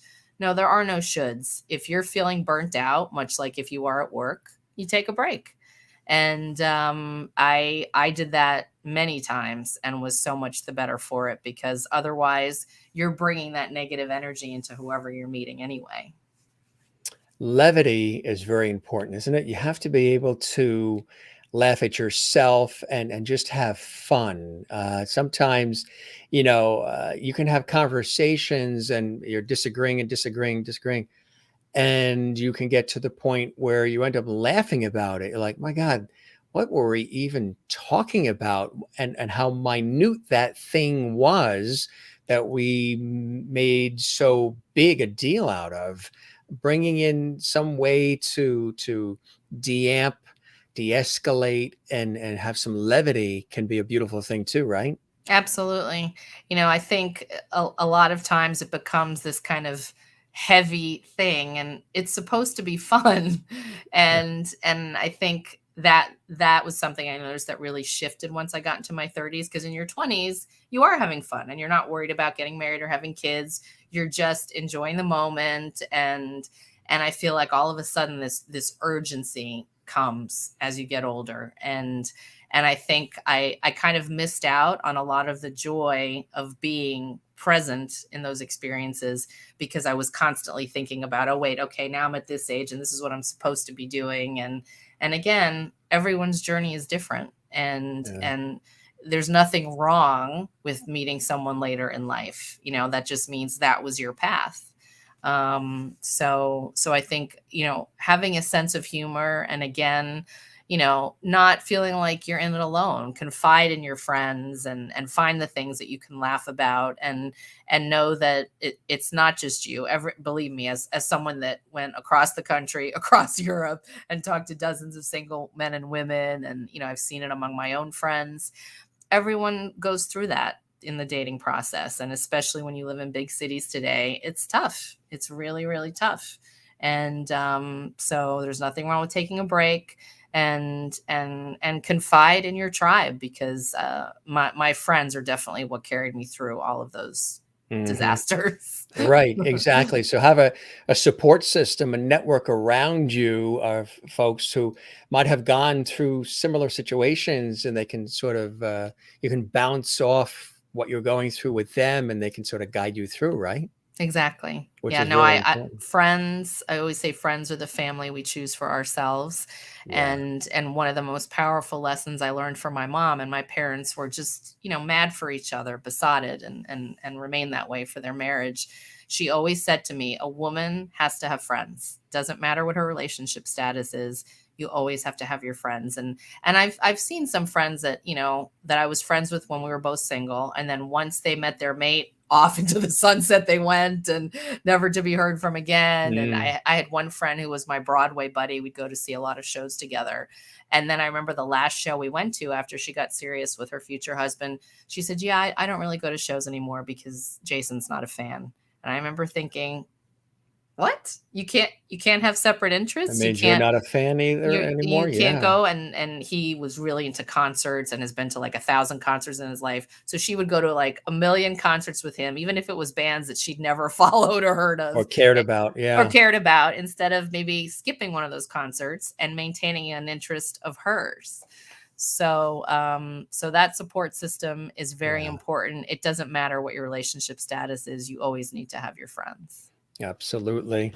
Um, and of course, you got to be friends as well in the relationship too. Hmm. Hmm. That's really important, right? It's not that you become friends 50% into the relationship. You should No. really have that already going before you're taking that next step, right? Yep, absolutely. No, I mean, Steve is my best friend, and from that first evening that we connected on the cruise, as he said when he proposed to me, we started a conversation that we're going to continue for the rest of our lives. And I enjoy his company, and it's funny because a lot of the things he says echo what some of my best friends say, as far as, wisdom about life and career. And I always say, that's how I know you're a keeper, because you have a lot in common with my dearest friends. But that's what you want, is you want someone, like you were saying before, you have to have levity, you have to have humor, and you want someone that's going to add to your life, not subtract from it. And when the times are difficult, like, that's the person you want to be in the foxhole with. And he is that person, and I enjoy his company. And I remember years ago when I was in a relationship that was not going well, and a friend of mine asked me, do you enjoy being with him? Like, are you happy with him? Not intellectually telling yourself you're happy with him, are you happy with him? And the answer was no. And I asked my dad once, how do you really know when you're in love? And he said, when you can be together doing absolutely nothing. You're not on the town, you're not at the movies, you're not out and about, when you can just be sitting together on the couch holding hands and be perfectly content. Doing nothing with Steve is my favorite thing. So, Matchmaking via social media, chapter 13. Tell us about that. That's a whole new, well, not new, but recent times aspect of all of this as well. That's changed the game a little bit, huh? yeah, absolutely. And in terms of matchmaking, friends through Facebook. I remember there was one app, Hinge, that I think syncs up your Facebook networks and sees what friends you have in common, and then matches you. And it's, it's basically an offshoot of online dating. I always kind of say that with social media, 6 degrees or more like two now.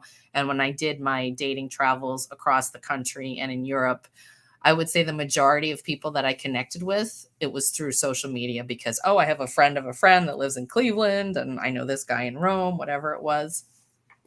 And it can be a good thing, because at least in that case, you already have someone in common. So you know that they can vouch for this person, versus, just relying on online dating. I like to say that when you're single, saying that you're putting yourself out there just by dating online is like saying you're looking for a job just by putting your resume on Indeed. Mm. You have Hmm. to be out there in the real world, not just online. And I think, matchmaking in the sense of trusting people, that, hey, I know someone, or, reaching out to someone who you think might have some single friends, there's nothing wrong with that. And that's just kind of part of the process, especially, we live in a world where there is Facebook, Twitter, TikTok, et cetera, et cetera. I'm surprised, actually you should write that down. I don't think anybody's come out with that one yet.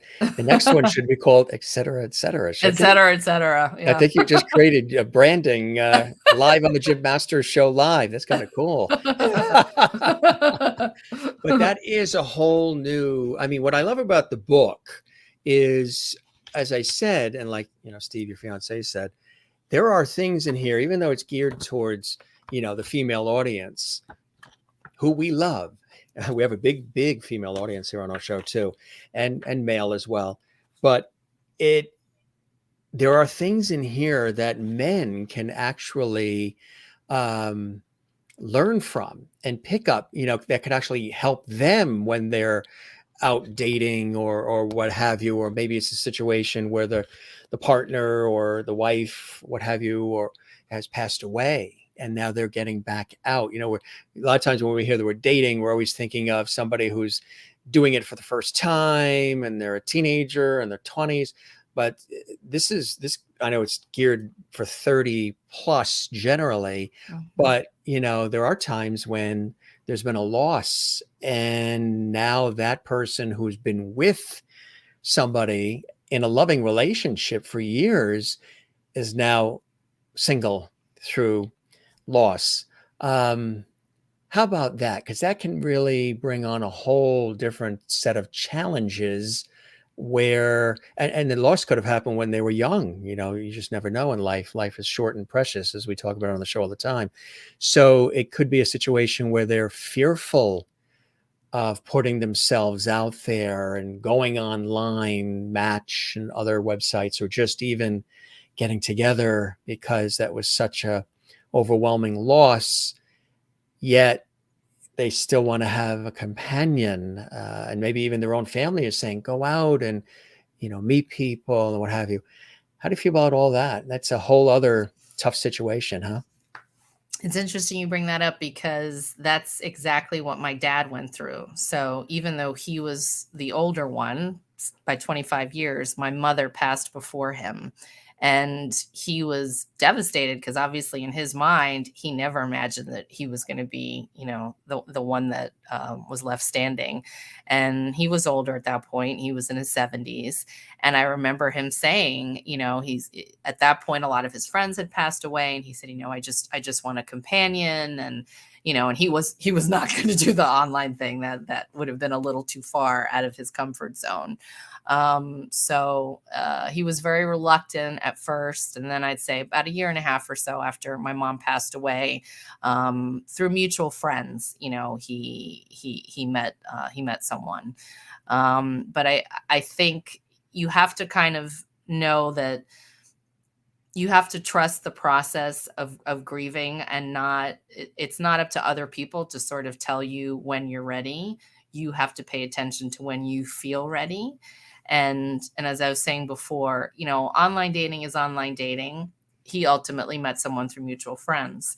So again, it's about doing what feels authentic for you and not doing it on anyone's timetable. Grief is a journey and it zigzags and it's not like you have a beginning, middle, and end to it. So nobody else can tell you when you should put yourself out there or how you should put yourself out there. You just come to a point where you feel ready to. And again, it's not about I should do online dating or I should do social media. You dip your toe in and you see what feels right. And as I said, for him, he met somebody through friends. So that does still happen. As much as everyone likes to, think online dating is the end all be all. I met my fiance in real life on a cruise, and I have plenty of friends who met their intended online. But I just think sometimes people forget that that's one mechanism. It's not the only mechanism. Exactly. You actually have a section on that, the online dating disconnect, and also the good night dilemma. What is the good night dilemma?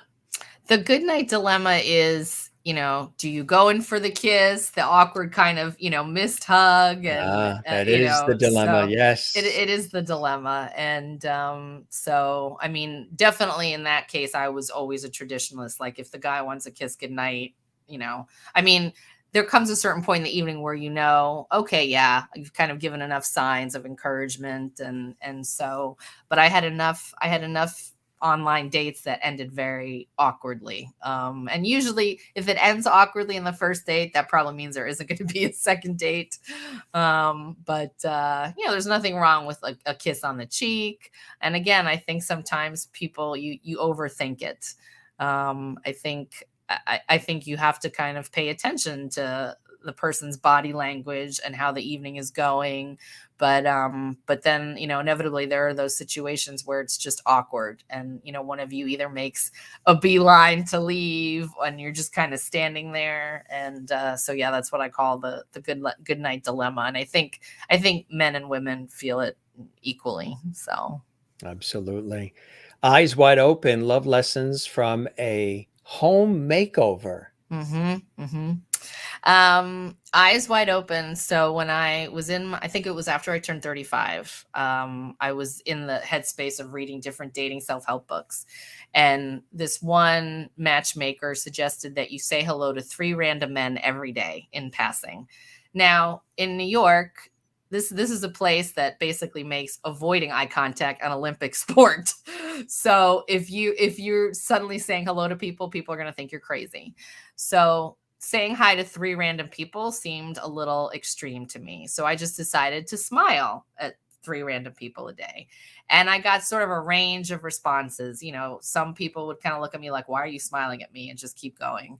And then when I was on the subway and I was smiling and I exchanged glances with this one guy several times, before he got off the train, he handed me his phone number, and then he got off the train. Another day I smiled at a guy in traffic. He jumped out and said hello. And I mean, so it had mixed results, but the point being, keep your eyes open. Sometimes, again, like I said before, if you're in that rut of doing what you always do, you kind of miss what's in front of you, especially in a city that discourages eye contact. So.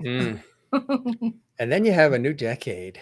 Tell us New about decade. that. Yeah. Yeah, so that's the final chapter of the book, which basically goes through to my 40th birthday, and all of the reflection that goes along with that. And I think 40 was definitely a tough birthday for me because, I like to say, it just, as it got closer, it felt like this neon sign of a reminder of all the things that hadn't happened, namely marriage and children. And then after I turned 40, I remember thinking, I'm still here. The world didn't end, even though I'm single.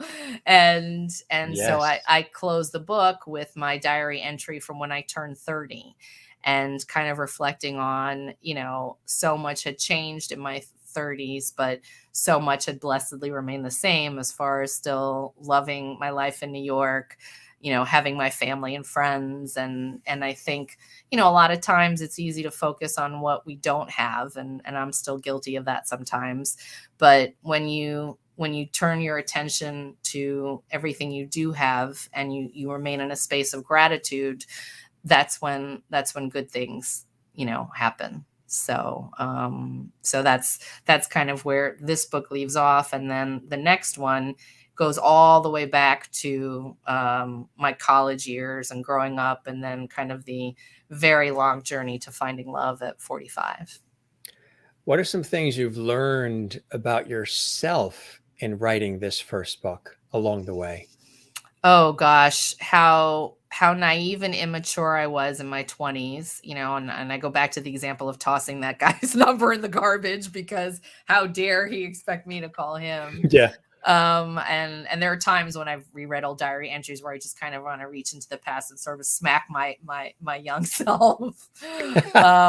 So I definitely learned that I had unrealistic expectations, in the sense that, again, I was trying to kind of duplicate exactly what my parents had. And what works for someone else doesn't necessarily work for yourself. And I think I also realized that, it took being my best authentic self to be ready for the kind of, relationship that I have with Steve. And I think so many times we get caught up in, looking for a checklist mate, that kind of meets all these requirements versus asking yourself, am I a good partner? Am I capable of being a good partner and having something to give to someone? Because a relationship is not just about what someone gives to you, but what you give to them. Absolutely right. Is it 50-50 from your standpoint? Oh yeah. Yeah. This is the first time, no disrespect to the others that I've dated, but this is the first relationship that I have felt is a true partnership.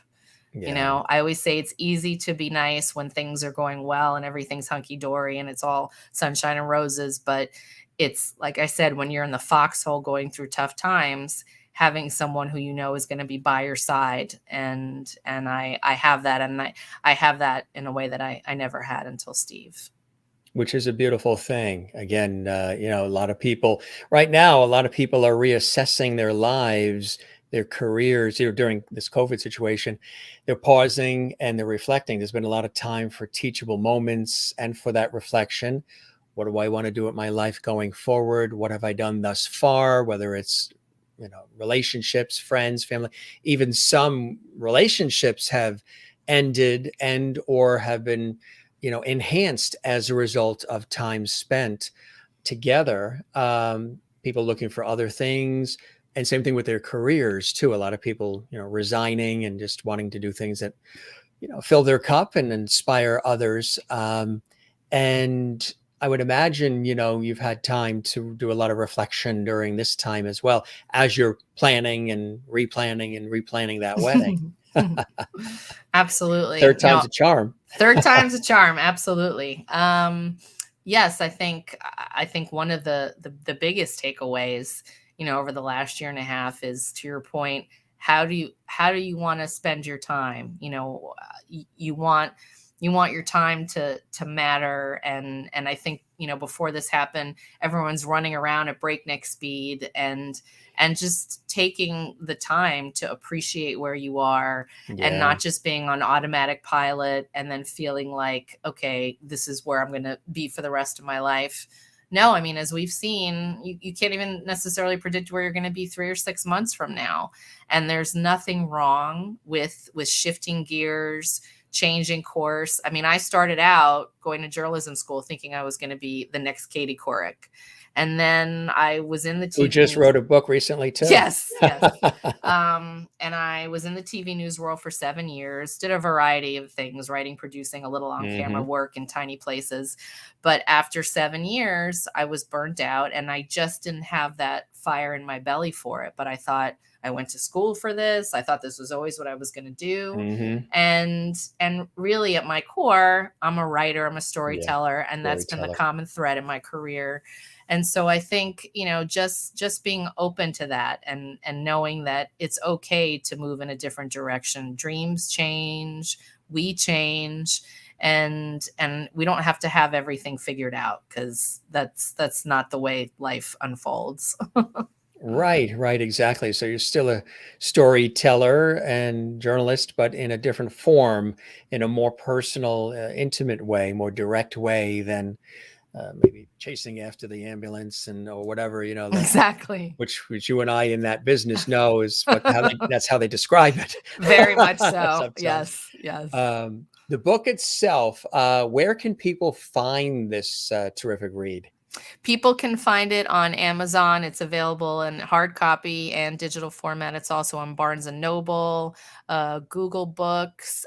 Pretty much if you do a Google search, it'll come up and it'll point you to Amazon most immediately. It's not in stores, so you do have to buy it online, but you can buy it in either paperback or digital format. So it is out there, and if you enjoy it, I'd love to hear from you. And I have a Facebook page, so feel free to message me there or chime in there. But as I said, as a writer, one of the most rewarding things is when you hear from people that they've enjoyed your work and that it's made an impact. So Absolutely. Yeah. It's the best. Well, I have a sidekick here who was listening throughout the show, and he usually pops in towards the end, and he thoroughly enjoyed it, and he actually picked up some tips for himself. Oh, good. Mr. George Burns with us. I don't think George needs any tips from me. He had a pretty good long-standing He had a marriage with good run with Gracie. Gracie, Yeah. and then got to play God in the movie. Yeah, But look at twice, him. twice. Oh God, Book 2. Oh God, That's You right. Devil, 3 times. Yeah. But look at him. He's dapper. He's a true gentleman, isn't he? Yeah. The I mean, he cigar and literally everything. drank and smoked cigars to the age of 100, and look, it didn't do him any harm. So Right, and the rest of us can't have a piece of diet cheese, light cheese without cholesterol going up. exactly. But he smoked and He drank, and figured something out that he we figured didn't. something out. It's that God connection. But he was here, and he pops in the end. He's a family heirloom, actually, that got passed down to me, so I Oh, bring him love that. towards the end. This was fantastic, my friend. Really, really cool. Thank And I'm you so sure much. the viewers that are watching live right now and who've been commenting throughout, and also those who we also love, who watch quietly, who don't comment. There's a lot of people watching who don't comment. And those who watch this episode later on, because it'll live, in perpetuity on our YouTube channel, Jim Masters TV, with 515 more episodes. And so we hope that those that are watching this right now later on, when it's not live, that you'll pick some tips and some cool things from this conversation. I think we all learned something as well. And it really is a great book. Congratulations on it. Thanks for sending me my copy. Thank you. Autographed as well. I love it. The best. And I wish you the best. And let's stay in touch. We're here in the tri-state area, so hopefully maybe we'll all be able to get together for some dinner and would love that. drinks or whatever at some point. That'll be kind of cool. Definitely. And I hope the show met whatever expectations you had. Oh, this was wonderful. And I've just been loving the side chatting here with Steve and all the lovities. So I know, I noticed that. Yes. we are definitely becoming part of the squad. So we will You make guys it are the official. Lovity Squad. Benji's part of the Lovity Squad. Juanita says this was a great conversation. Thank you, Melissa, for spending your time with us and sharing your book and wisdom. Good luck with the wedding arrangements. Thank you. And Sherry Larson says, thank you, Melissa and Steve. Totally enjoyed this. You're very welcome. Thank you. Thank you. Thank you. Congratulations to all 3 of you. Enjoy your party weekend. Oh, thank you. Yeah, I have my bachelorette coming up this weekend. Yeah. So. Oh, yes. Yeah. Yeah. It's Halloween weekend. I know. Trick or treat. Atlantic City with the girls. Steve's going to stay here with Benji and have a boys' weekend. So. Oh, cool. Very cool. Love it. Great guest, Melissa, very poised and transparent. And thank you. And Kathleen Walker, who's actually a great friend. She goes, really enjoyed this interesting conversation. The book sounds great. Thank you, Jim and Melissa and Benji and Steve. Oh. You got it. Absolutely. Steve says, love you all. Thanks. Thanks for being with us, Steve. He is a keeper, Sherry. That's for sure. Yep. Joan says, thank you, Melissa. It was lovely meeting you and Steve from Joan. We should have had Steve just sitting next to you. I know. I kind of feel like he should have had a cameo. We should have just done that.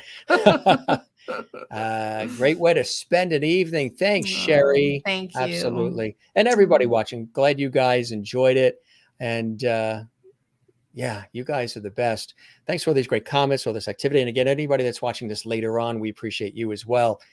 This was awesome. I toast you. Thank you. I'm toasting with my boring cup of water. Yeah, there we go. But there will be adult beverages before this night is over. So. Oh, really? What are you going to have? Oh, look. Okay. Bring me on for a later show. Yeah. Steve has a lot of great stories. So he, like I said, his podcast, 16 years of interviewing the biggest names of the 80s. So. Cool stuff. Cool stuff. All right, my friend. This was absolutely fantastic. Thank you so much, Jim. Thank you. Stretch those legs. And as I always say, get the circulation going. We chatted for almost 2 hours. I know. And it went by so quickly. That's what everybody says. Yeah, that's what everybody says. And it's really, really a pleasure. I started the show back in May of 2020 as an extension to all the work I do professionally in television and radio. That's the full-time job.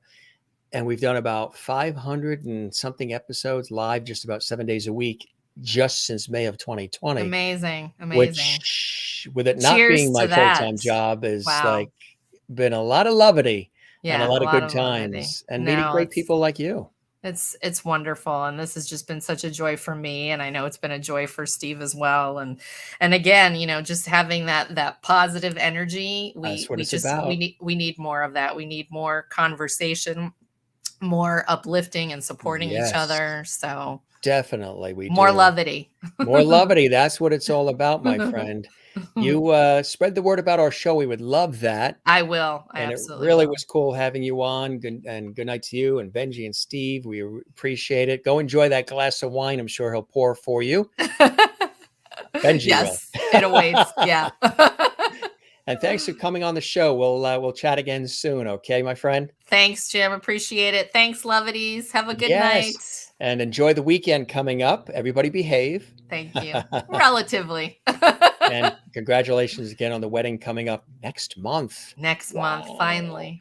So you'll have to keep me updated on that as Oh, well. for sure. Definitely. All right. Have a good night. You too. Thanks, Bye-bye Jim. now. Bye. Melissa Braverman, the author of this book right here. I knew you guys would enjoy her. Like I said, our entertainment lifestyle variety talk show series is not an interview show.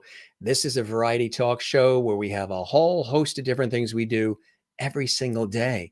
We don't do it as just an interview show because that could be a little dry. I mean, it's nice to have that, and we do great interviews, good conversations that are pretty epic, but we like to have a lot of levity and we do a lot of different other features and segments. There's the book. Well, there you go. There's my copy. And this was cool. We really appreciate Melissa joining us here on the show. And we thank you guys for being with us as well. We've got an amazing week of guests coming up. You can see them all listed on our YouTube channel. We also welcome all the new people who have recently subscribed to our channel. It's been extraordinary. And I've been getting a lot of great comments on Instagram and Twitter and Facebook and emails. Thank you so much to those of you who have been writing as well and expressing how much you're enjoying the Jim Master Show Live Entertainment Lifestyle Talk Show series. We appreciate Melissa Braverman for joining us here on the show. We'd love it if you guys, if you haven't yet, like and subscribe to our YouTube channel. That would be awesome. The channel is Jim Masters TV. Definitely give this episode a like on our YouTube channel and leave a comment for us as well. That would be really helpful to us. It lets us know you're really enjoying these episodes. And we really, really appreciate that. And we appreciate all of you. Thanks for joining us, gang. We're going to scoot out of here. It's been a very, very busy day, and I'm on the air all day tomorrow. So we got to get up really early for those that are watching live. Thanks for being with us, gang. We are back tomorrow with another amazing guest. Check us out for that. Juanita says, love this episode. Thanks, Jim. My pleasure, Juanita. I knew you would enjoy that as well. Gang, you're the best. Thanks for joining us on this episode of the Jim Masters Show Live Entertainment Lifestyle Talk Show series. We're bringing back the lost art of conversation. We're doing it in style. Really amazing chat tonight. Like I said, these conversations are freestyle, and there's no scripts, there's no questions. We just let it roll, and that's how magic happens. And I love that. It's the best way to do it. Gang, we will see you tomorrow if you're with us, 8 p.m. Eastern, 5 p.m. Pacific. And check our YouTube channel and scroll through. You can see some of the guests that are coming up tomorrow night and the rest of the week. We've got amazing guests. We're booked with guests all the way just about till December, just about every night, with some of the shows, 2 shows a day. It's amazing. There's actually a waiting list, which I think is kind of cool. Good stuff, gang. We love you all. Be well. A couple more comments coming in, and we're going to head for the hills. Marty Thompson is here. Hey, Marty, good to see you, my friend. Marty's been a guest on our show. Hey, want to let you guys know, too, for those that are watching live, we're going to be doing a special Halloween costume party episode this Saturday. We actually have 2 shows on Saturday, 3 p.m. Eastern, and then we're going to do a live show at 8 p.m. Eastern, and we're going to do a special Halloween costume party on Saturday night right here on the Jim Master Show Live.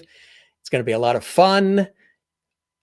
Let's see what I'm going to be. I'm not going to say anything. I want to surprise you guys. Again, that's where I say we do lifestyle segments, we do talk show segments, we do interviews, we do all kinds of features. We do a lot of great stuff.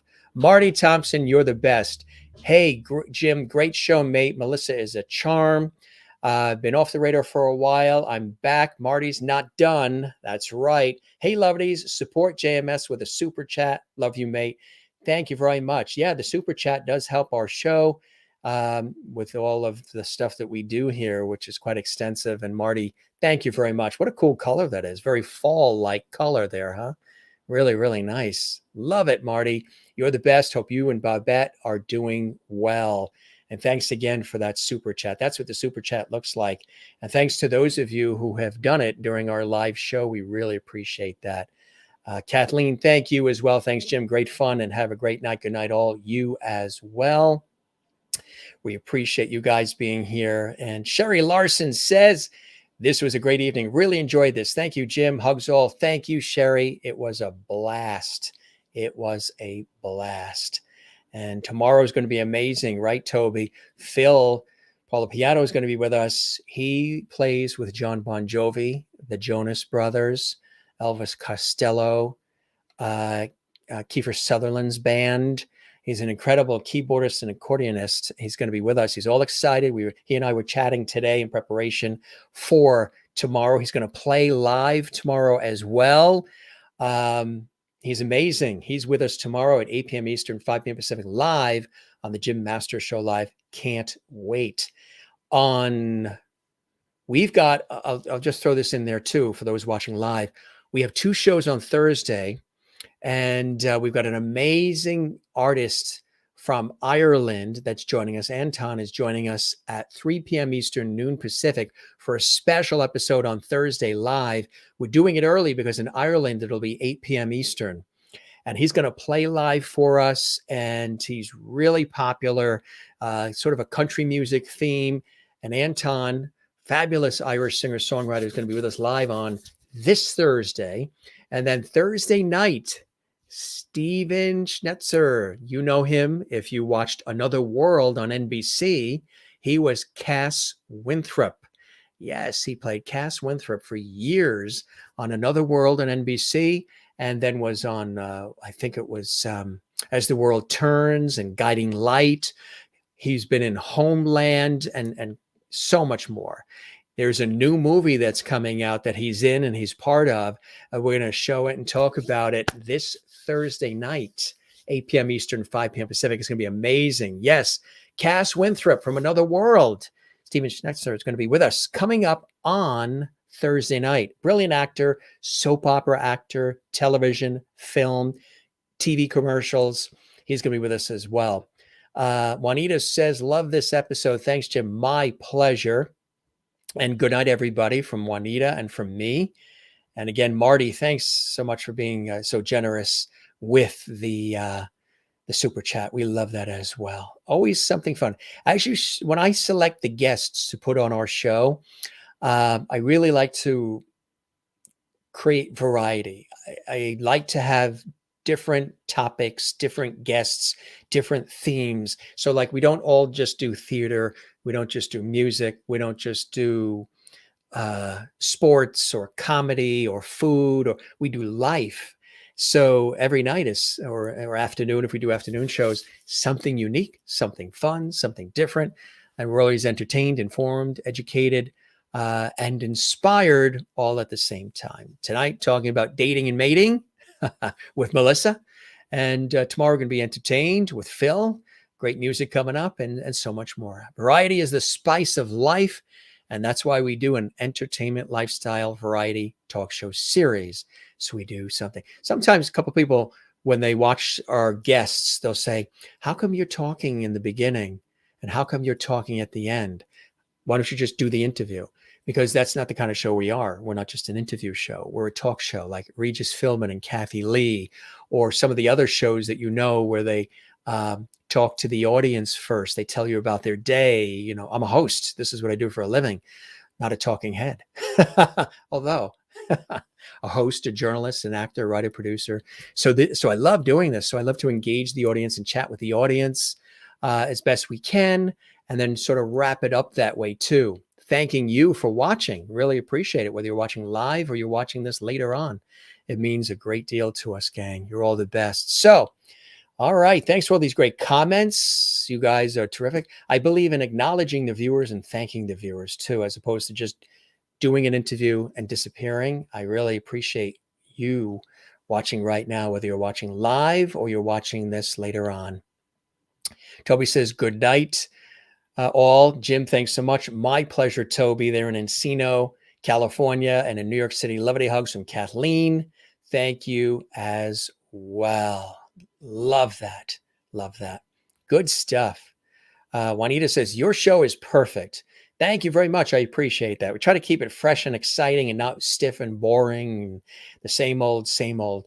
I really try to space out the topics, space out the guests too, in terms of who they are, what they do, and even the topics that we have when we do pop-up shows and other things. I try to, I want this to be something for everybody.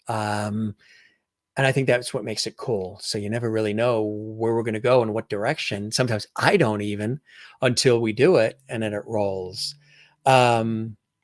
Marty does super chat again. Thank you. You're the best, Marty. Look at that color. Now that's a really beautiful color. You're a modern day Johnny Carson. I've heard that, Marty, from people. I keep hearing Johnny Carson. I keep hearing Dick Cavett.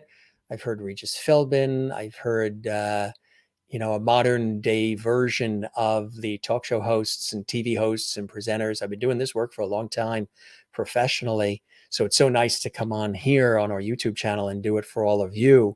Marty, you're the best. Thank you so much. I really appreciate that. That means a lot and that helps our show out. That is the super chat. Really nice. You guys are the best. All right. If I wasn't sitting, I would do the golf club bit that Johnny Carson used to do. All right, gang. We toast you all. We love you all. And thanks for being with us. We are back tomorrow right here. Same bat channel on the Jim Master Show Live. You be good to one another. Take care of one another. And let's see. A few more things we do. You know what we do, right? We say, don't forget to smile. Don't forget to share the levity. Don't forget to find your Zen place. Mine, of course, is at the ocean. First is loving family and friends, but the ocean, swimming, surfing, boogie boarding, sailing. Although the ocean's starting to get a little nippy. We had a nor'easter come through here in the northeastern United States the last 24 hours. Everything's good. But I do love the ocean, but the ocean today was a little fierce. And my work in television, radio, stage, and film over the years also is Zen for me as well. You're watching the Jim Masters Show live on our YouTube channel, Jim Masters TV. Show it some lovity. Share the lovity. Help us grow your show. It's my show, but it's your show. You know me. I'm Mr. We. I'm all about we.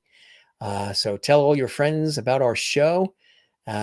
Invite them to watch. Invite them to check out our YouTube channel and all the other episodes we have. And stick with us. We have so many amazing plans and so many things that we have planned for you. And we're always tweaking and always growing and always, I work very hard behind the scenes on this series for all of you because I like to give you the best that we can with the resources we have.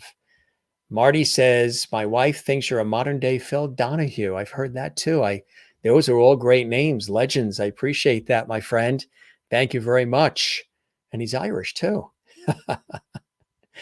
Yes, he and of course, you know who Phil's wife is, right? For anybody, a little trivia there. Marlo Thomas, who played that girl, daughter of legendary Danny Thomas. Phil Donahue and Marlo Thomas are husband and wife, and they have been for a long time. All right, gang, love you all. I said about 5 times we're going to skip out of here. We are actually going to do that now. You take care. Thanks for joining us this time. Till next time on the Jim Masters Show Live. Have a good night, gang. We'll see you again soon, or good morning, or good afternoon, every time you're watching this. See you again. Take care and be well. Cheers.